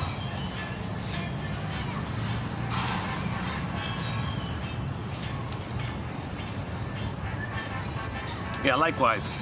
Let's say the therapist is quiet. Yeah, then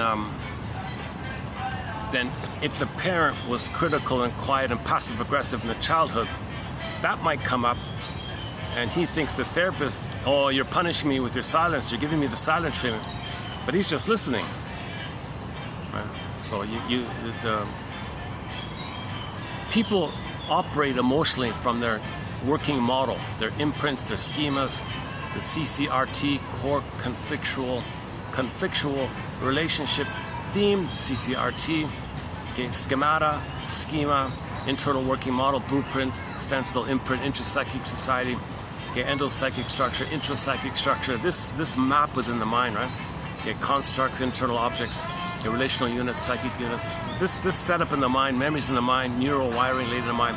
This is how you see the world. This was your experience with the first world. The mother was the first world. You understood it that way. You laid it all down. Now you understand the world by that imprint, the stamp or the seared in imprint, like a kaplunk kind of thing, like a stamping. And then that's your understanding of it all. That means you go through life through that understanding. But if that template was based on a mess with the mother, then you're dysfunctional life, because the reality isn't always the mess mother in the past. So you're not really enjoying the present because you're distorting the present to fit the mess mother relationship in the past.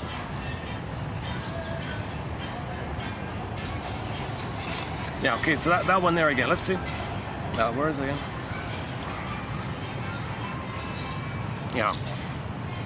Okay, Dr. Kalish, whoever he is, tackles the problem of pseudo-intimacy as the condition when the baby, and later the person, is not really capable of getting in touch with these very deep and personal feelings inside himself, his contradictions or weaknesses, but still needs the contact with the object. So the baby needs the mother. No doubt about it, right? So he searches for the object, but finds. So when he searches for the object, he finds the painful object inside. So when the old man searches for the young girl, he's going to find the original mother object. He's going to find it inside. That's why he chose her, to feel the pain and the rejection of the mother. Because she won't be the mother for him in the past. So when he's angry at her, that's for him to know he was angry at the mother. You're going to find the internal object. This object is based on the memory that the mother used the baby as a source of narcissistic satisfaction for herself. Okay? So this object is based on the mother using the baby. Mothers are not supposed to use the baby to meet their needs. There's the core crux of it all right there. But mothers have the compulsion, if they're trapped in the mirror, they have this compulsion to reach for symbolic breast. The baby going to be symbolic breast? Come on. But the mother's blind to this. She's just got this compulsion to reach out for symbolic breast. There's the baby. Some mothers say, I had a baby to do this. Some mothers actually say that the reason I had a baby is so I can have so I can parentify the baby, okay, objectify the baby, brainwash the baby, make the baby take care of me, serve me, like this. So in the Carol, go to the clip called The Carol Burnett Show, episode Visit from Dan, a skit called Visit from Dan from the Carol Burnett Show. You'll see a good example of narcissism in that one. Should I run through it quickly? So the comedian plays a woman named Eunice, a housewife like that. She's a stay-at-home with 2 kids. The husband runs a store or something. So she's at home with her mother at home, expecting the husband to come home from home. And meanwhile, this visitor Dan guy comes in wanting to meet the husband. So he's hanging around waiting to meet the husband as well. Visit from Dan. Okay, so they're all waiting around, right? Eunice, the mother, and this visitor. The phone rings. The phone rings. Hey, wait a minute. Am I online here? Oh, I don't think so. Oh, no, I wouldn't be online here. If I go over to the hotel, I might get the Wi-Fi from the lobby there.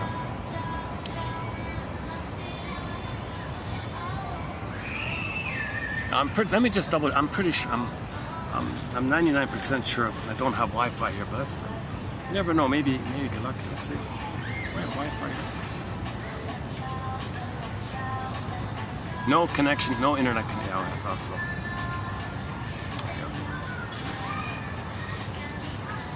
Okay, just quickly. The phone rings. It's the husband, and he's calling from the airport. Darling, sorry, I'm dumping you for the waitress. I'm grabbing my last chance at happiness. I'm not happy with you. I fell in love with the waitress. I'm at the airport. We're going to go off to Mexico. Take care. Good luck, whatever. Hangs up the phone. She's devastated. Just got dumped for the waitress. She's in tears. She's devastated like this. She's a single mother with no work skills, no job skills. You see her responses. She's stunned, like she's walking like in a dream. Like disassociated, she's like in a trance. Is this real? I can't believe it. She's like stunned like this. Then she goes to the sofa and crawls up in the fetal position, regressing to the womb, because the mother's useless, right? Her mother there is useless. And she comes out of the womb and then says, oh, let's just make jokes about it or something. The mother finally says, well, what exactly did he say on the phone? So he tells her that she dumped him for the waitress. And then, her mother's response was, I don't like what he said about me. Seriously? My life is devastated. I'm crushed here. And here you are, in this moment, taking center stage, making it all about you.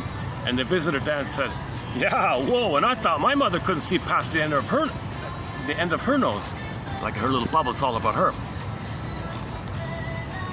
So that mother's reply was a good example, right?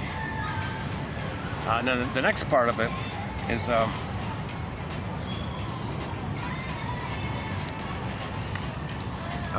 one point the visitor Dan tried to comfort her a little bit and said, when one door closes, another door opens, and in the interim you're going to find parts of yourself that you didn't know you had. You're going to pick up where you left off, and you're going to reclaim parts of yourself, and you're going to become the free creature you were meant to be like that.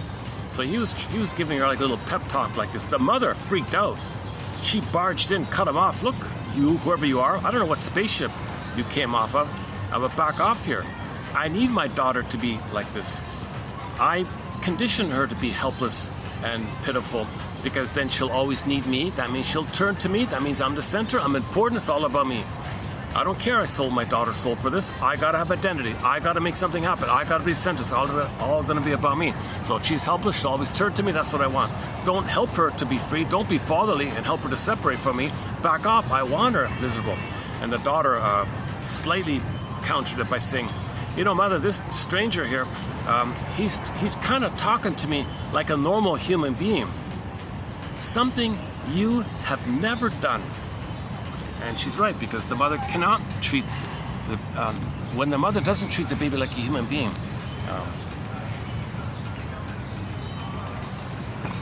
that means that the mother is objectifying, thingifying the child to become a possession of hers, a thing of hers that'll serve her, take care of her, make her center state. So the mother wanted Eunice to always attend to her, serve her, respond to her like that. She didn't want Eunice to be healed or happy or free like that. She wanted her unhappy and miserable.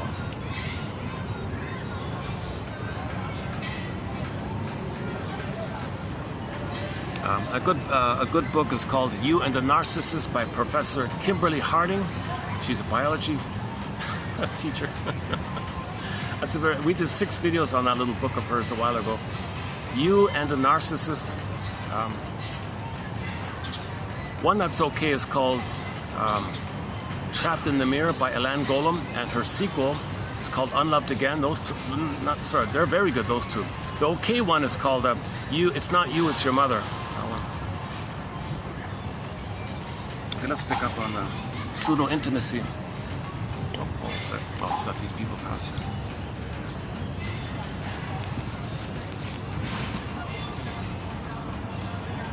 Shallow living and acting out pseudo-intimacy cannot be sustained. When the game is over, the sense of loneliness, loss, and isolation come back with all their painful intensity. Oh yeah, okay. So when the old man refuses to divorce his wife to marry the young girl, okay, and they break up and all this, and the game is over, okay, the sense of loneliness that he feels is going to come back. So the pseudo-intimacy it's just a distraction. The pseudo-intimacy is an attempt to know that you didn't receive real intimacy, real connection with your mother, number one. But if you don't want to know it, then at the same time, pseudo-intimacy is a defense against knowledge, a defense against healing. If you don't want to heal, just engage in pseudo-intimacy, then you don't heal. So it's a both and. You repeat to try to remember the positive side. If it's too painful and you don't want to remember, then just keep repeating and don't ever link it to the past. Just like that. Pseudo-intimacy, can I do it like this? So, I'm pseudo-comfortable here. Okay, pseudo-intimacy is a form of relatedness in which the person assumes intimate relatedness. Oh, we did this one already. Okay, sorry.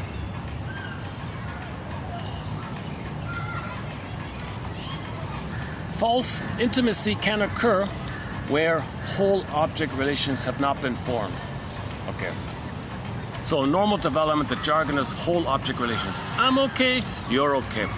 Mother's a person who loved me. I was loved by a mother who loved me. Thanks, Ma. I can soothe myself. You soothed me. You saw me. You were there for me. I'll see myself, be there for me, and soothe myself. Thanks a lot. So he learned it. He wired it in. Whole object relations. Because a loving mother loved him. He was loved by a loving mother. He was seen by one who saw him, so he can see himself. So you need that kind of experience, right? That leads to whole object relations. Premature weaning will prevent that. With premature weaning, it's too painful. Everything freezes. Flash frozen. The image is the woolly mammoth frozen in the block of ice. He can't move. He's kind of suspended there. So we're stuck like that. And what's the construct? You and the breast, still one. The baby thinks the breast belongs to him, is a thing that's a part of him, that should behave and feed him. So he goes to life in narcissism, where everyone's symbolic breast that he owns, he's entitled, it should serve him. If someone doesn't make it all about them, they think the breast is misbehaving, he's angry at the breast, called narcissistic injury, narcissistic rage, come on breast, you know. So in narcissism, everybody's symbolic breast, and a thing that you own, and their slogan is they're kings and they're narcissism. They think they own it all. The world is my oyster. So they're in the little bubble. They're in their little.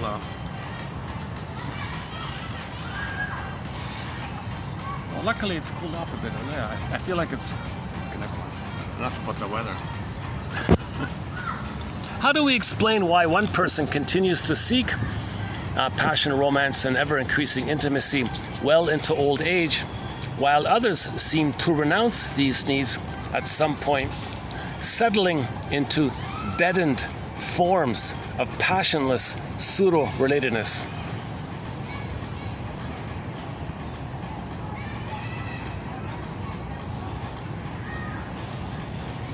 Okay, so these would be the loveless marriages, right?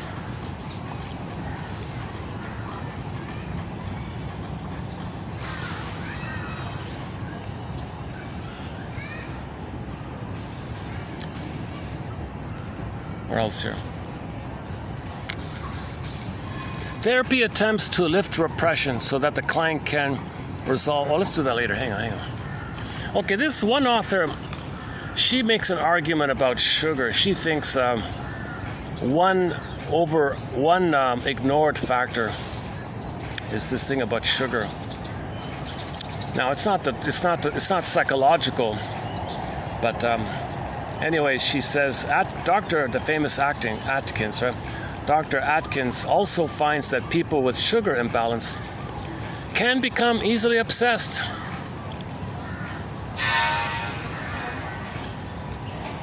See, the sugar is concentrated food. The food makes sends you serotonin because food makes you feel safe. Then you get serotonin.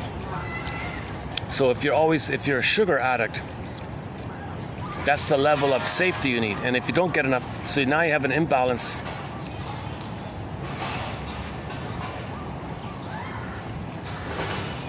Of being dependent on sugar to make you feel safe. So this can lead to overeating, alcoholism, which is a kind of sugar. Alcohol is concentrated sugar, isn't it? And adultery, etc.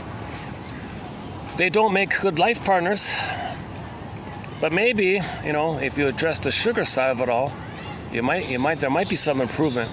Sugar imbalance also produces anxiety, mood swings, irritability, which can make couples want to break up.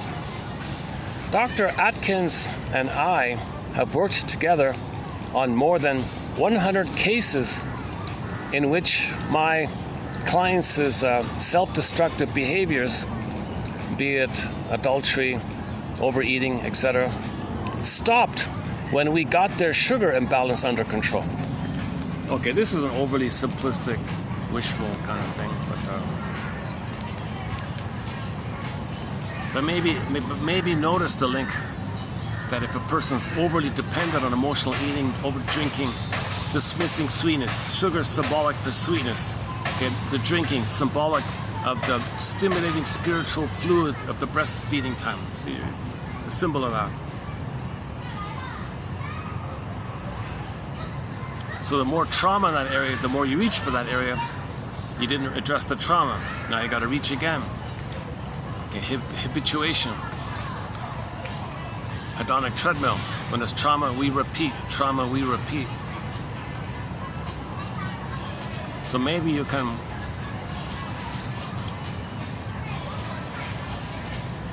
adjust your diet a little bit. That might slow down the hedonic treadmill or something. At least for a time. Maybe it buys you time or something. I didn't read the full book, but anyways. Okay, let's go on.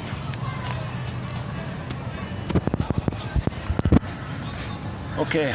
Oh, food. Okay.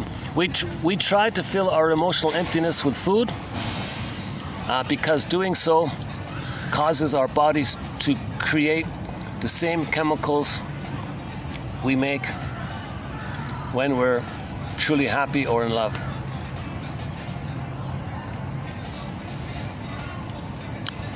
So when you're in love, you feel safe, you get oxytocin and serotonin. If the love goes away, well, maybe you eat chocolate and to get that. When the good things go bad, that same biochemical craving for connection, your need for connection can make us overeat, etc. Without realizing it, we are actually self-medicating by using those behaviors to get our hormones and chemistry back into the, quote, happy range.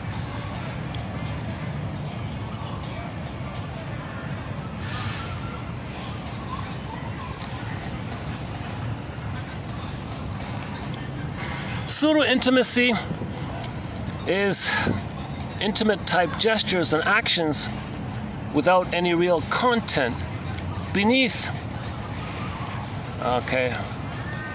Just as a two-dimensional black and white silhouette suggests a real person, so pseudo-intimacy is a shadow of what is possible in relationships.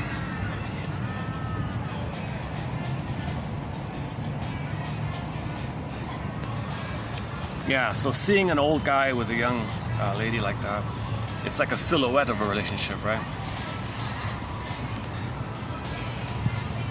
Okay, the appearance of it, right?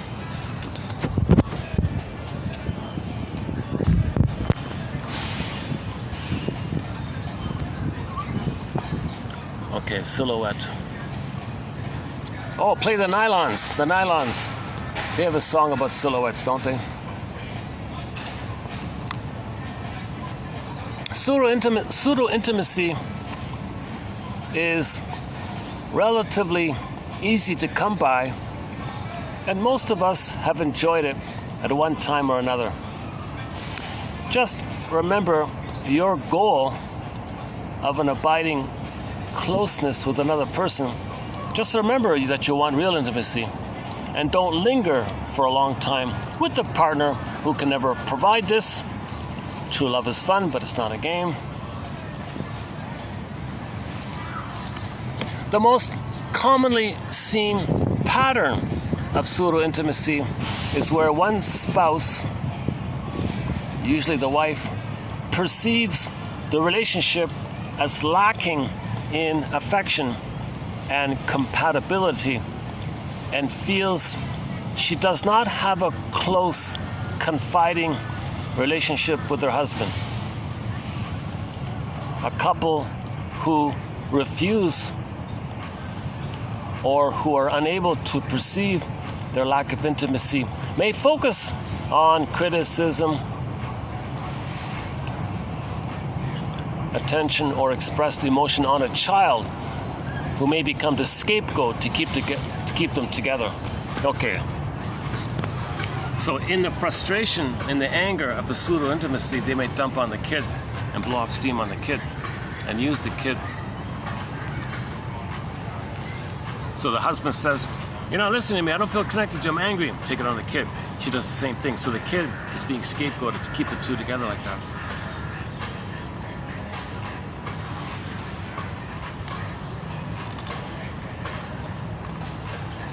Watch the Newlywed Game. You'll get a sense of, you'll see some pseudo-intimacy types of things. You'll see them acting like a real couple. Like sometimes they, it's funny when you're at a distance watching on the screen like that, maybe the objectivity of the distance, like the balcony thing, you can notice them more reasonably, right?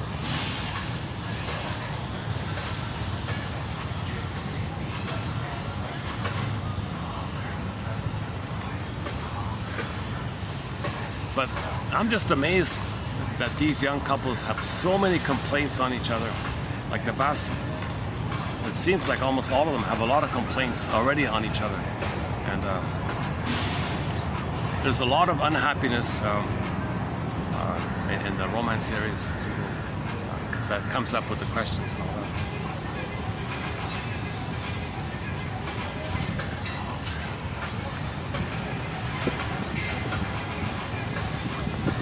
Where are we here? Pseudo-intimacy may take various forms, ranging from the shallow and superficial to the mean and perverse. Ugh. Okay, so it's on a spectrum. So, maybe the man having an affair that's superficial and shallow, but the mean and perverse, there's the honeymooners, the guy shouting, verbally abusive. That's perverse stuff. Okay, that guy from the honeymooners, one of these days, Alice, that's perverse. That's sadomasochistic, verbal violence and threatening, extreme violent threats like that. That's the perverse area, the mean and perverse area. So it's on a spectrum. So it could be benign, like the couple there, or it could be more perverse, like those verbally abusive characters we see on TV. Pseudo-intimacy is often one-sided, and is mostly an intimacy we imagine or pretend exists. We might call it fantasyland intimacy. Such intimacy always fails to satisfy because it cannot give us any real, deep connection with another person or the love we need. Real intimacy makes us vulnerable. It unmasks us and makes us vulnerable. We're crying, you see, the other person accepts it. You're closer. Intimacy has the words. Into me, see, intimacy. Real intimacy unmasks us, makes us vulnerable, and shows the other and ourself more of who we really are, our whole self, our honesty. We're wounded, we're traumatized, you show that. Grief is healed when it's witnessed by a caring other. So you want to validate your partner's feelings. You must have a very good reason for feeling this, saying this. Okay, so validate. When someone shows you their vulnerable side, validate what they're feeling. Don't say, get over it, what's wrong with you, etc. Pseudo-intimacy, on the other hand, is an intimacy of false self-happiness programming that unconsciously plays at intimacy while hiding behind predetermined roles and masks. It is a symbolic substitute. It is a symbolic substitute, surface, cover-up, and counterfeit imitation.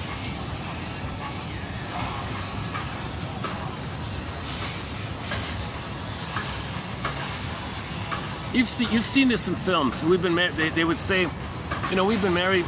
They'd go to the counselor, and we've been married for 30 years, but I don't feel like I don't know them. I don't feel connected to them. He's still like a stranger to me or something. It's amazing, right?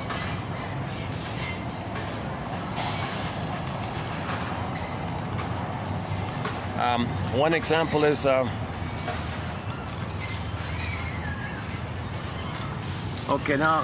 this next one, a little bit on the ooey side, philosophical side. If the baby didn't get the oneness with the mother, right? And you're looking for somebody to give you the oneness.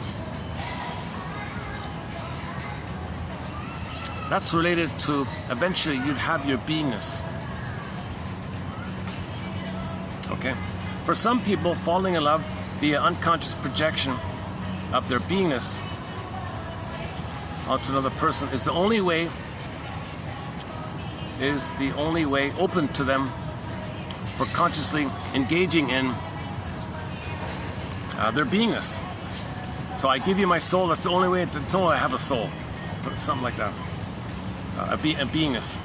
Unfortunately, such unconscious projections through which the beingness tries to awaken us generally leads to disappointment and disillusionment due to ignorance of our inner life and unrealistic expectations regarding the other person. The attraction is so compelling because it's actually an unconscious expression of our soul's deepest longing for wholeness. So we're longing for wholeness, healing and wholeness. We're longing to resume development, to have our beingness to be whole. We're longing for healing. We're longing for wholeness. We didn't get the oneness. So you look for someone else to give you the oneness because you're longing to resume development, to have your beingness. Hence, the beloved appears to embody the blissful symbiote. Hence, the beloved appears to represent the soul's lost paradise. Okay? You're missing the blissful oneness with the breast mother. So the person reminds you of the mother who hurt you, and you think there's your lost paradise. It's disappointed. Because if the mother disappoints you, you'll only find someone who will disappoint you to know that you were disappointed. You won't get the paradise. You just are going to find out that you lost the paradise. Okay, so you repeat to remember. So if your mother didn't give you the needed paradise, you'll only be attracted to and excited with somebody who will likewise fail. Because you're attracted to somebody to remind you of the person who gave you the trauma, because that's where the issue is. The unresolved fixation is. Battle. Unfinished business with the mother. So you got to find someone like a copy of your mother to trigger that up and then transfer it and continue back in the past. And transfer the past to the present. It never works like that. He or she is unconsciously chosen as an object of projection by something deep inside of us. Yeah, our yearning for healing. Oh, to my surprise, normally I'd be drenching, I'd be drowning in sweat by now, but luckily today it's okay. Wow, this is unexpected here. Past couple of days, every 5 minutes I had to do a perspiration management. Do some perspiration management. Today, surprisingly, it's much better. Counterfeit intimacy or pseudo-intimacy is closeness without mutuality. There may be manipulation involved. For example, similar to how a salesman may try to get close to potential customers in order to gain the emotional leverage necessary to make a sale. The same manipulative use of closeness may occur in these relationships.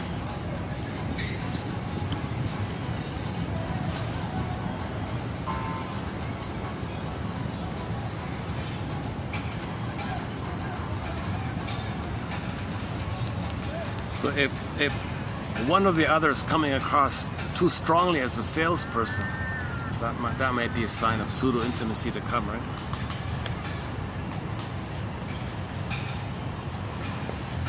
Because the salesperson, what do salespeople do? They appeal to you.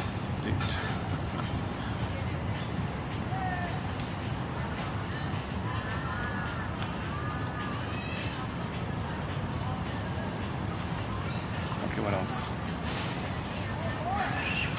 One example of pseudo-intimacy is instant intimacy. Relationships which occur almost immediately upon first encounter. Okay. Those who experience this instant sense of relatedness are usually functioning on a high level of need and make contact with each other on this level. So if there's a strong spellbound, like, whoa, you're the one, I know it, oh my God, you're and instantly, right? Because that's the need for the mother. And somebody reminds the mother, it's like the arrow. So similar to Cupid's arrow, right? So if there's a strong kind of sudden falling in love at first sight, just one look, that's all it took, just one look, the song says, right? So when Kirk in Star Trek saw the robot woman, the perfect, a robot woman that was meant to stand in for a perfect woman, meaning the mother, Kirk saw her, just what, she's mine. Similar idea. So that's a sign of trauma, that immense need for a mother. You don't even know the person, you don't know anything about them, right? They're coming from the triggering of the blissful oneness that you had in the uterus when you were in a blissful oneness, oceanic ecstasy, blissful oneness. And when the baby is one with the mother, it's oceanic, it's a blissful oneness or oceanic ecstasy. What do they call it? Oceanic ecstasy or blissful oneness. So that's why it's so exciting like that. Infatuation, puppy love, spellbound, trance. You're lovesick. You're lovesick because once the reality kicks in, you're sick now because you're feeling all the stress of the original time. The stress makes you sick, right?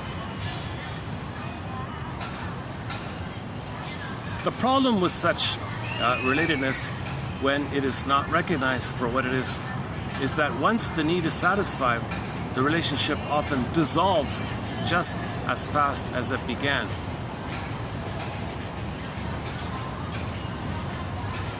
So the image is the music video Love How You Love Me by Melanie Thornton.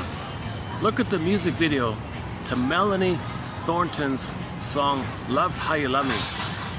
You see people in the street. If somebody, love at first sight, they drop their bags, hold their hands, touch hands and float up in the air. It's gonna crash down.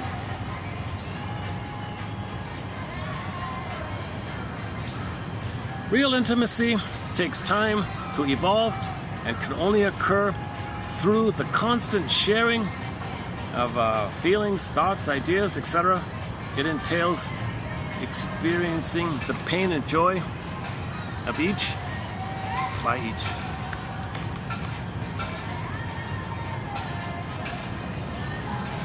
Is that it? Various forms. I think we covered it, right? Many adults commit adultery to try to heal the wounded child they have inside. Okay, that's one way of saying it. The wounded child inside didn't get the oneness of the mother. That's a wounded child inside. So the old man looks for the young girl, thinks he's going to heal his wounded inner child. The young girl wants the wealth of the sugar daddy or something to provide lots of symbolic mother, money, symbolic mother. So she's trying to heal the wounded child in her. He's trying to heal the wounded child in him. So there's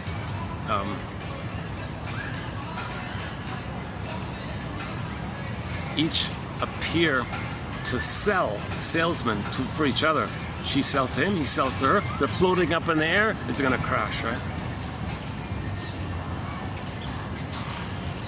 Maybe a few months from now, I'll see the same guy with a different girl passing by. Who knows? Didn't look at him carefully. Because we want so much to trust the new person we're falling in love with, we often trivialize or totally discount issues or personality traits that are almost sure to cause problems later on.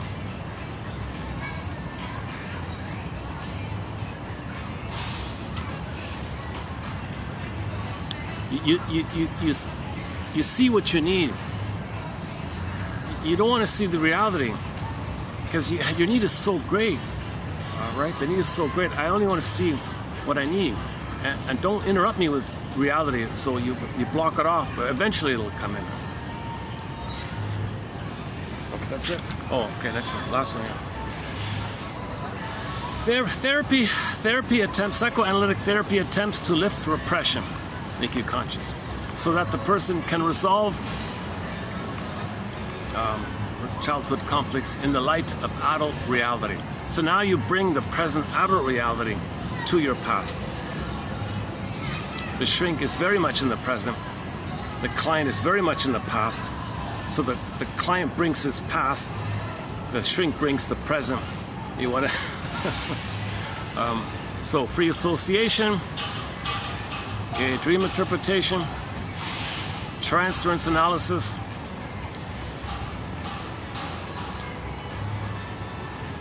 okay, so that you transfer the past to the present, analyze all that. Defense analysis. Notice what you're doing to get away from a feeling. Defense before content. That's it. Oh, that's it, eh? All right. Well,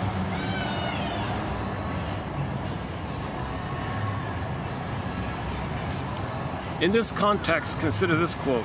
It's not that power corrupts, but that it is magnetic to the corruptible. Let's apply that to the couple. So she wants to scam him, he wants to scam her, right? They both have power. Their power doesn't corrupt them. But the power they have is attractive to those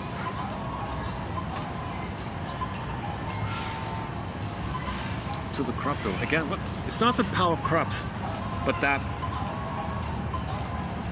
power is magnetic to the corruptible. Power is magnetic or attractive to the corruptible. Oh, if you're corruptible, if you're wounded, you're attracted to power. Oh, okay. If you're wounded, you're attracted to power.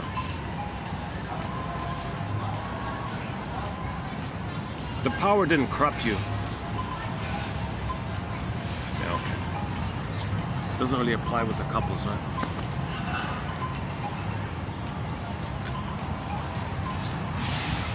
Okay, the man has power, he's got all the money.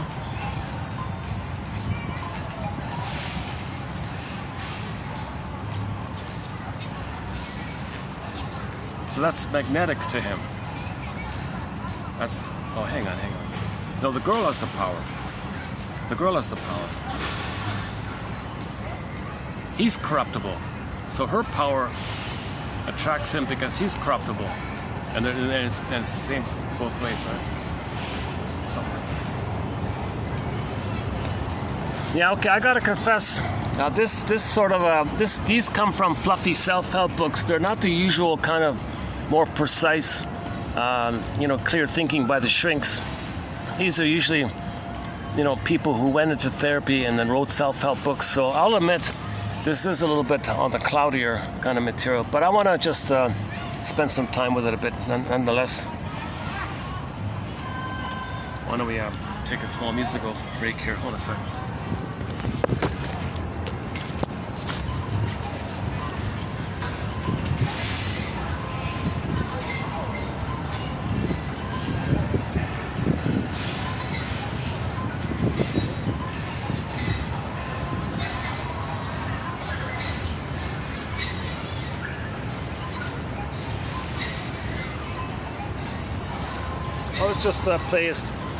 Let's just play Steve Perry again. Yeah.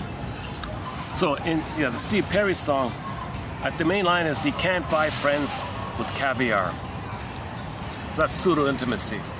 If there's any kind of relationship based on money or based on plotting of some kind, that's pseudo connection. There's no being to being intimate vulnerability sharing. It's just calculation. So he says, no, it doesn't work. You can't have real intimacy with money, using money. Money doesn't buy you intimacy and real friends. Obviously. Kind of obvious for most people. It's kind of obvious, but let's play it again. Okay, friends of mine. It doesn't matter who you are. I didn't bring the lyrics, eh? It doesn't matter who you are. You can't buy friends with caviar.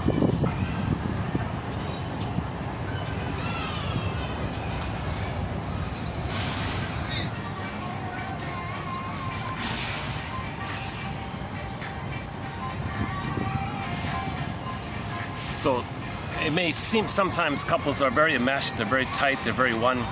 Might look very nice or something for a while, but can they learn and grow them? Are they allowed any kind of private time or something, or does they freak out? You're gonna leave me? You don't love me anymore. If it's too smothering, that's pseudo intimacy. It's considered. So there's a difference between pseudo intimacy and the various forms it takes. Now, the extreme one he mentioned was the bully one, controlling the person. That's perverse stuff, because it doesn't like the honeymooners guy shouting at her all the time. I would say that the same with the Bundy guy, Al Bundy guy, same thing, the verbally abusive character. Most of these sitcoms with these verbally aggressive shouting. Put down jokes all the time. It's like that. That's kind of leaning towards the perverse side. If there's always threats like that.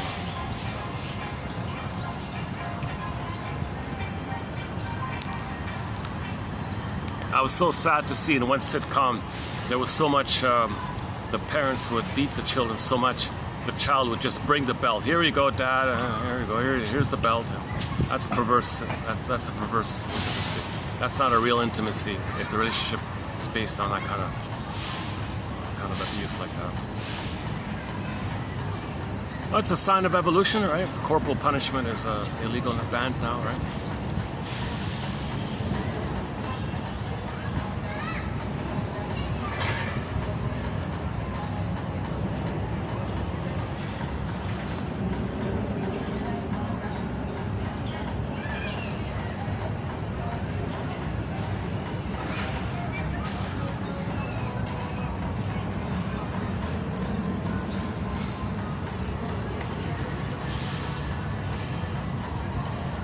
I think removing the cord and the placenta should be banned. That should be illegal. That's a huge crime to remove the cord and the placenta, before the cord turns white and flattens out like a pancake. You cannot remove it before that time. The only time you can remove the cord and placenta is after a couple of days when the full cycling is complete. Okay, the blood has completed its natural cycling course. The baby has had time to make the adjustment to the new world, and then the cord and placenta drop off on their own accord. Better just let it drop off on their own accord.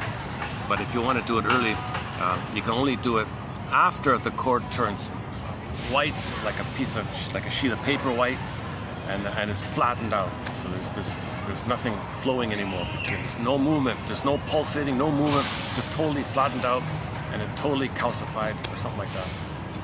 That's the only time you're allowed to remove the. If you remove it before, okay, bring in the SWAT team, bring in the Doberman pinchers, charge. Okay, I think the woman. I'm reminded of the Twilight Zone episode. The woman had a Doberman pinscher to protect her. So the woman can bring in the dog. Look, dog, if anybody's going to remove the baby's cord or placenta, you charge at him, if that's the case. And hubby, you pick up the baby and hand the baby to the bosom to me. I'll take it from there. Way to go, dog. Thanks, dog. You protected my baby's soul. Thank you. The father's out of it, doesn't know what he's doing. The gynecologist is programmed to traumatize the babies. It's my job. I get paid big bucks to traumatize your baby. In the name of pillage and plunder, I have to traumatize your baby because we've got to turn your baby into an unfeeling flying monkey. Okay, I need at least an hour to fill in that point. Oh, Jesus. If the gynecologist doesn't remember that his soul was frozen, in an attempt to remember, he freezes all these other children's souls in an attempt to remember that it was frozen in him. Now, since he doesn't remember, the pain is there, the compulsion to repeat is there. So he's going to freeze other babies' souls in the repetition compulsion to reenact what happened to him. If he can remember and get a glimpse that his soul was frozen because he was removed from the placenta and the cord at birth, he wouldn't do that to the children. No one with feelings would do that to a baby.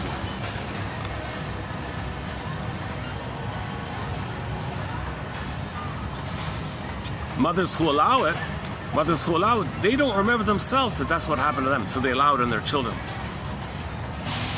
If the mother can remember or get even a little bit of feeling or appreciation somehow that it's wrong, it's unethical, it's immoral and cruel and violent to do that to a baby, and if she can get a feeling that that's what happened to her, she won't do it to her baby. Dog, I need you, dog. Bring in a Doberman pinscher, train him for 9 months. We're going to go into the room for the delivery time. If anyone tries to separate the cord, as fast as possible, you charge at him. Protect the baby. Hubby, you scoop up the baby and hand it to me gently. Leave the cord, leave the placenta. I'm inspired by this because in the Twilight Zone, there's an episode where a dog saved a woman. Episode entitled House of Terror or something like that, I forgot, about of domestic abuse. The fellow, the husband, was trying to convert his wife into a magical, all-knowing breast who would read his mind, know what he wants, and not have to ask for it, where she would read his mind, know what he wants, and meet his needs even before he himself knows what he needs. He wanted her to be a magical, mind-reading woman, to be the breast, to give it to him. So to do that, to accomplish that, he was hurting her violently. She was black and blue the whole time, and he was viciously attacking her to create a trauma bond so tight, recreate the fusional trauma bond, where he would brainwash her for her survival. He's got to read his mind and meet his needs. Now she can't do that. So she was being tortured the whole time. She was afraid to leave. He would stalk her down and all this. Very violent, aggressive, sadistic, cruel, vicious. It's hard to believe. But anyways, the touching point about it is, it turned out that in her childhood, she and her sister had a dog, a Doberman pinscher.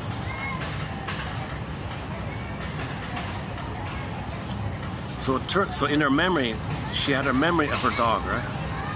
And the sister sent her a little figurine of the dog to remind her, you know, to remind her of it. That reminded her of it, that brought it up in her. So when he hit her and temporarily tried to create the fusion, the two minds as one, at that moment, the memory in her psyche of the image of her dog slipped into his mind. Now, the dog, the Doberman, memory of the Doberman Pinscher is in his psyche. Now, we know in original times, in childhood, the dog would protect her, right? Okay, so now this dog memory is in his mind. So anytime he got the thought to hurt her, that dog would charge out of his mind, and he had a psychotic break. He saw the dog in front of him charging at him to protect her. He said, "What the hell?" You know, he tried to shoot the dog, he hit a can. It wasn't there, but he believed it was there. It was emotional for him because it's in his psyche now. It's too much. When it's too much, it goes out because he can't handle it within. He can't repress it, so it's projected out. And it's daytime, so it's a psychotic break because it's so intense. The intensity of the anger that the dog's feeling around what he's doing to her comes out of him and attacks him like that. So the dog was attacking him like this. So finally she got some thanks dog, you know, and then she got in the truck and drove out. And he said, "You're gonna try to leave me? I'm gonna get you and all this." The dog charged at him again, even though he knew it wasn't real. He was terrified, even though a part of him knew the dog wasn't real. But he was still. It was enough. It worked. The dog saved her.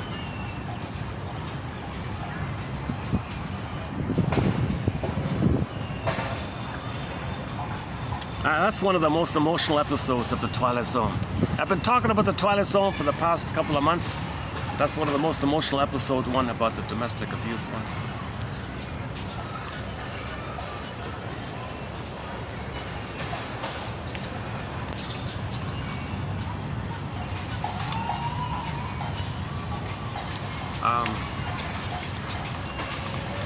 There's a lot of great episodes. 1 out of 10 are excellent. Gabe's story, I could spend 2 hours on Gabe's story. Wong's Lost and Found Emporium, another 2 hours, excellent. Those two are the top 2 best episodes of The Twilight Zone that I've seen so far, in my humble opinion. Is it okay if I get that? That's okay. But there's a whole bunch of them. There's one about the comedian guy, Jesus Christ. Take my false light, please. So remember we said hell is a metaphor for shame? Well, if he's going to heal, he's got to face his shame. So they sent him to hell, facing shame. And, I could spend 2 hours on that topic. Shattereday's okay. The preview for it is called Nick of Time. That's okay.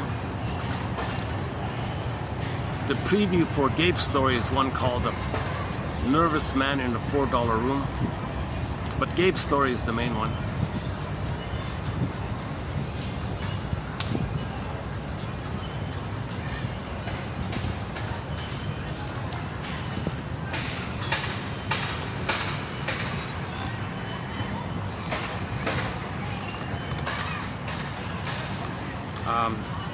Each episode is a self-contained play, so there's no continuity between the episodes. They're all one episode could be like a comedy, you know, like by Kenshi Type or something, or Cat and Mouse maybe, or some kind of comedy.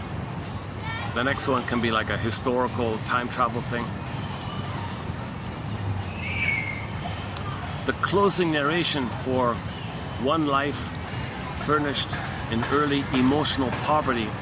That's one of the best closing narrations of The Twilight Zone, that one there.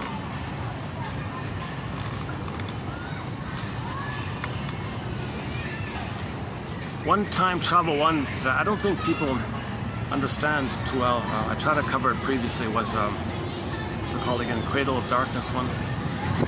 So a woman went back into the past to stop somebody's puppet from doing some cruel thing. She succeeded. But 5 minutes later, poof, another puppet came in and the cruel thing took place anyways. So it wasn't about playing whack-a-mole with the puppets. The idea was, well, who's putting the puppets in, right?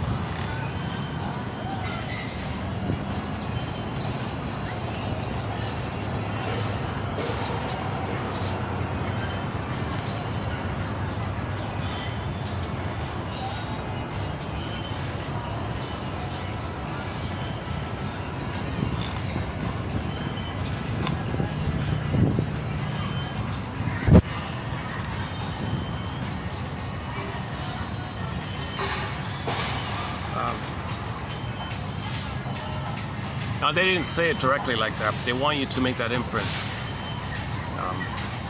So nice try, right? This poor woman sacrificed herself, traveled back in time to stop some, you know, like someone like Idi Amin or something like that. But who put him in? That wasn't addressed. So you're meant to think that, oh, all we have to do is prevent this someone like him from doing what he did. So she stopped him. But 5 minutes later, poof, another one came in his place. In other words, in conclusion, the wicked witch doesn't care which flying monkey grabs Dorothy. Something like that. But they didn't want to tell it to you directly. They wanted you to make the inference for yourself, to think about it for yourself like that. That's my understanding of it.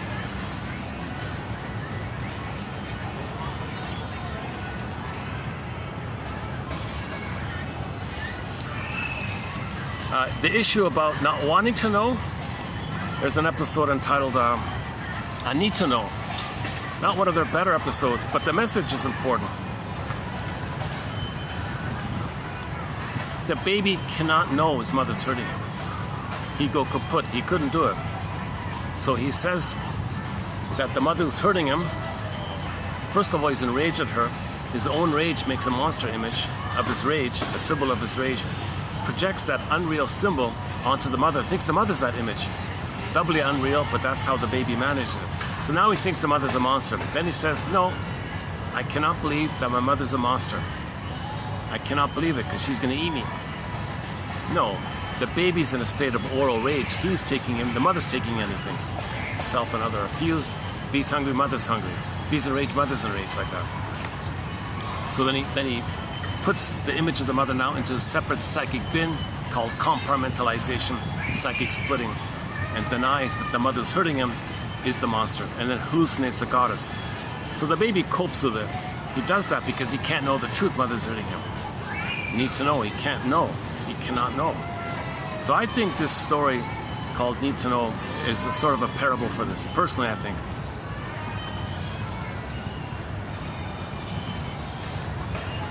Rod Serling is very analytic. These episodes are very much inspired by psychoanalysis. So in Need to Know, it's about a farming community. And the idea was there's some truth, great truth going around, like people being whispered around. And if you heard it, if your friend whispered it to you, you'd go nuts. I mean, literally, they had to check themselves into the loony bin, and they lost their minds. Didn't make sense. Somebody whispers something to you for like 2 seconds, you'd go nuts. Doesn't make sense. So that's, I think, an image that if the baby were to fully know the truth, that she's the wicked queen, hurting her and using her, and doesn't want her to have feelings and needs. My mother's doing this to me, my own mother, after all we've been through, 9 months together in the uterus, so intimate, so one, and now she's the wicked queen who wants to hurt me. I can't know this. If the baby were, theoretically, if the baby could know it, okay, he'd lose his mind, right? He'd develop autism or Alzheimer's or learning disability. Like some children do get that because the pain is so great, they do kind of end in that area. So to prevent those kind of things, they do psychic splitting and do prejudice and think others are bad all the time. That's the way that's the way they blow up their anger at someone else. So obviously kids with learning disabilities things like that. There's a real campaign to not blame the mother. How dare you blame the mother? Oh, it's nothing to do with that.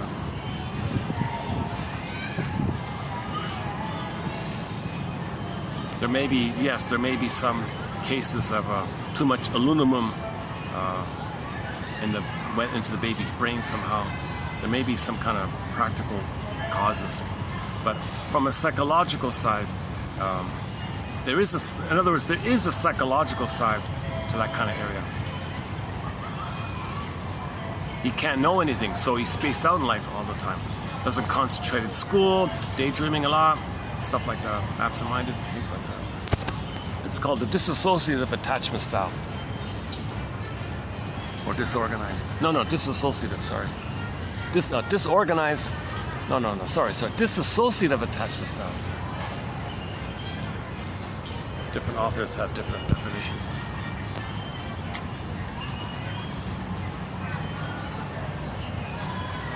I can't think of any other interpretation for that episode. Does anyone have any other possible explanation for that episode? Need to know? Like in reality, no thing that somebody tells you, it might be disturbing. Somebody might tell you something, you might be upset or insulted or offended or geez, whatever, but it's not going to make you lose your mind and check yourself into the loony bin. You know, where you don't know what reality is anymore. Well, the baby can't know the reality. If the baby were to know the truth, he'd have to escape into some kind of delusional kind of thing. Like the people in their house, they think they're on other planets or whatever it is. You know? They think they're fictional characters from childhood novels or stuff like that. Oh, how are we doing here? Yeah, let me just settle down here for a minute. Let me try to take advantage of this mild weather for a change. Milder, I should say. It's never been mild here. I've never had a. It's never mild here. Let's see, what time is it? 5:20. Yeah, okay. Timing's about right. Oh, friends of mine. Oh, I don't have the lyrics, son of a gun. Okay, I thought that song, the theme, one of the themes of the song was how do you make friends? Geez, I don't know how to make friends. You know, if you're famous, people are attracted to you. That's not real friends. That's pseudo friendship.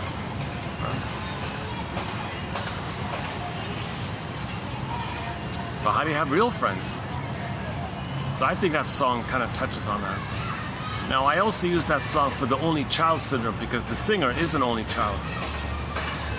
And only children, they kind of miss out on... the only children absorb a lot of pressure from both parents. So they're way overwhelmed by the issues and unresolved issues of both parents. And there's only one child to absorb the two like that. It doesn't get dispersed down other children. He's holding it all, right? So he missed out on. So things are too serious. He's got to save the parents. Too responsible. I got to save the parent. I got to save the mother. I got to keep them together. So only children tend to be overly responsible like that. Someone said a lot of successful organizations and companies are led by only children or something, because they have to imprint in their mind that they got to save the mother, they got to save the father, they got to keep them together. Very responsible, heavy burden like this. But they've been trained in that kind of area. But the cost is they hear like maybe too much of a burden and too much responsibility like that. But in normal day-to-day friendships, you're meant to lighten up and play a bit. So only children miss out on the banter of how siblings play with each other a little bit.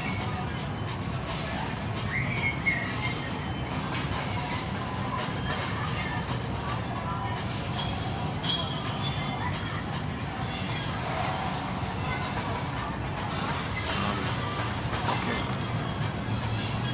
Let's see, what else? Yeah, I'm giving myself permission to indulge in the next 5 videos, this and plus 4 of fluffy self-help quotes, just to kind of like, include in this phrase, pseudo-intimacy or pseudo-attachment. Let's just stick with pseudo-intimacy. Partly because I didn't realize it's a common phrase in the pop self-help genre like that. It's a common phrase. I never know. I don't focus too much on the self-help.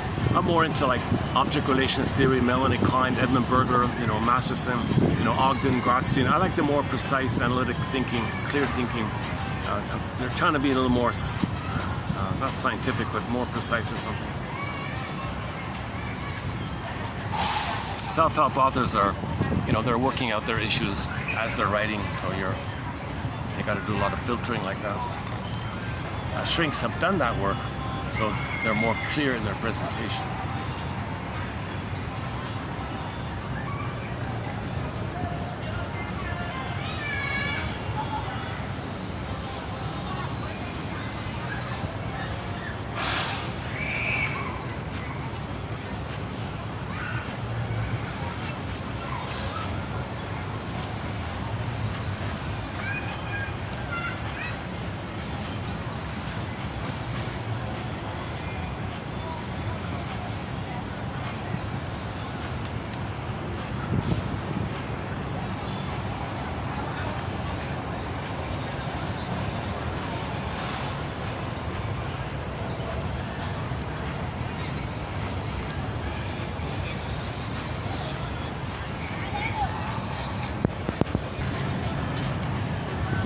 Okay, as usual, your mission, should you choose to accept it, submit it for your approval and consideration, is to skim these quotes and see if there's something as a starting point and use that as a stepping stone and ask yourself, what springs to mind here?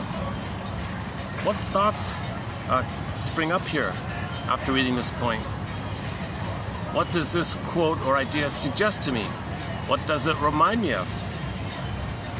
And when a feeling comes, validate the feeling. Make room, make room, make room. Make some room. Make some space. Make some room for your feeling. And say, I must have a very good reason for feeling this. If it's more in the sensation area, okay, I must have a very good reason for sensing here. And then when you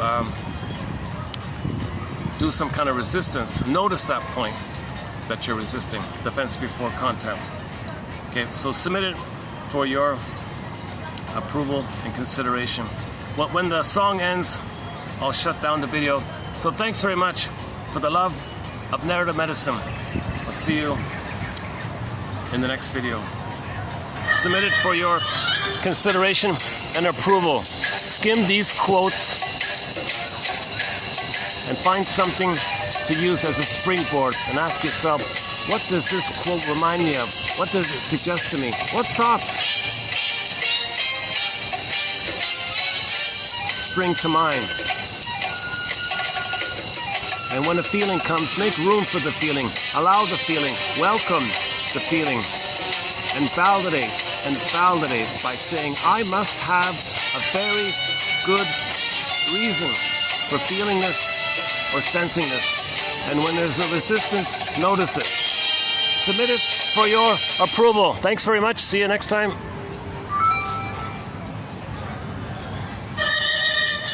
Oh, still recording. Okay, thanks very much. See you next time.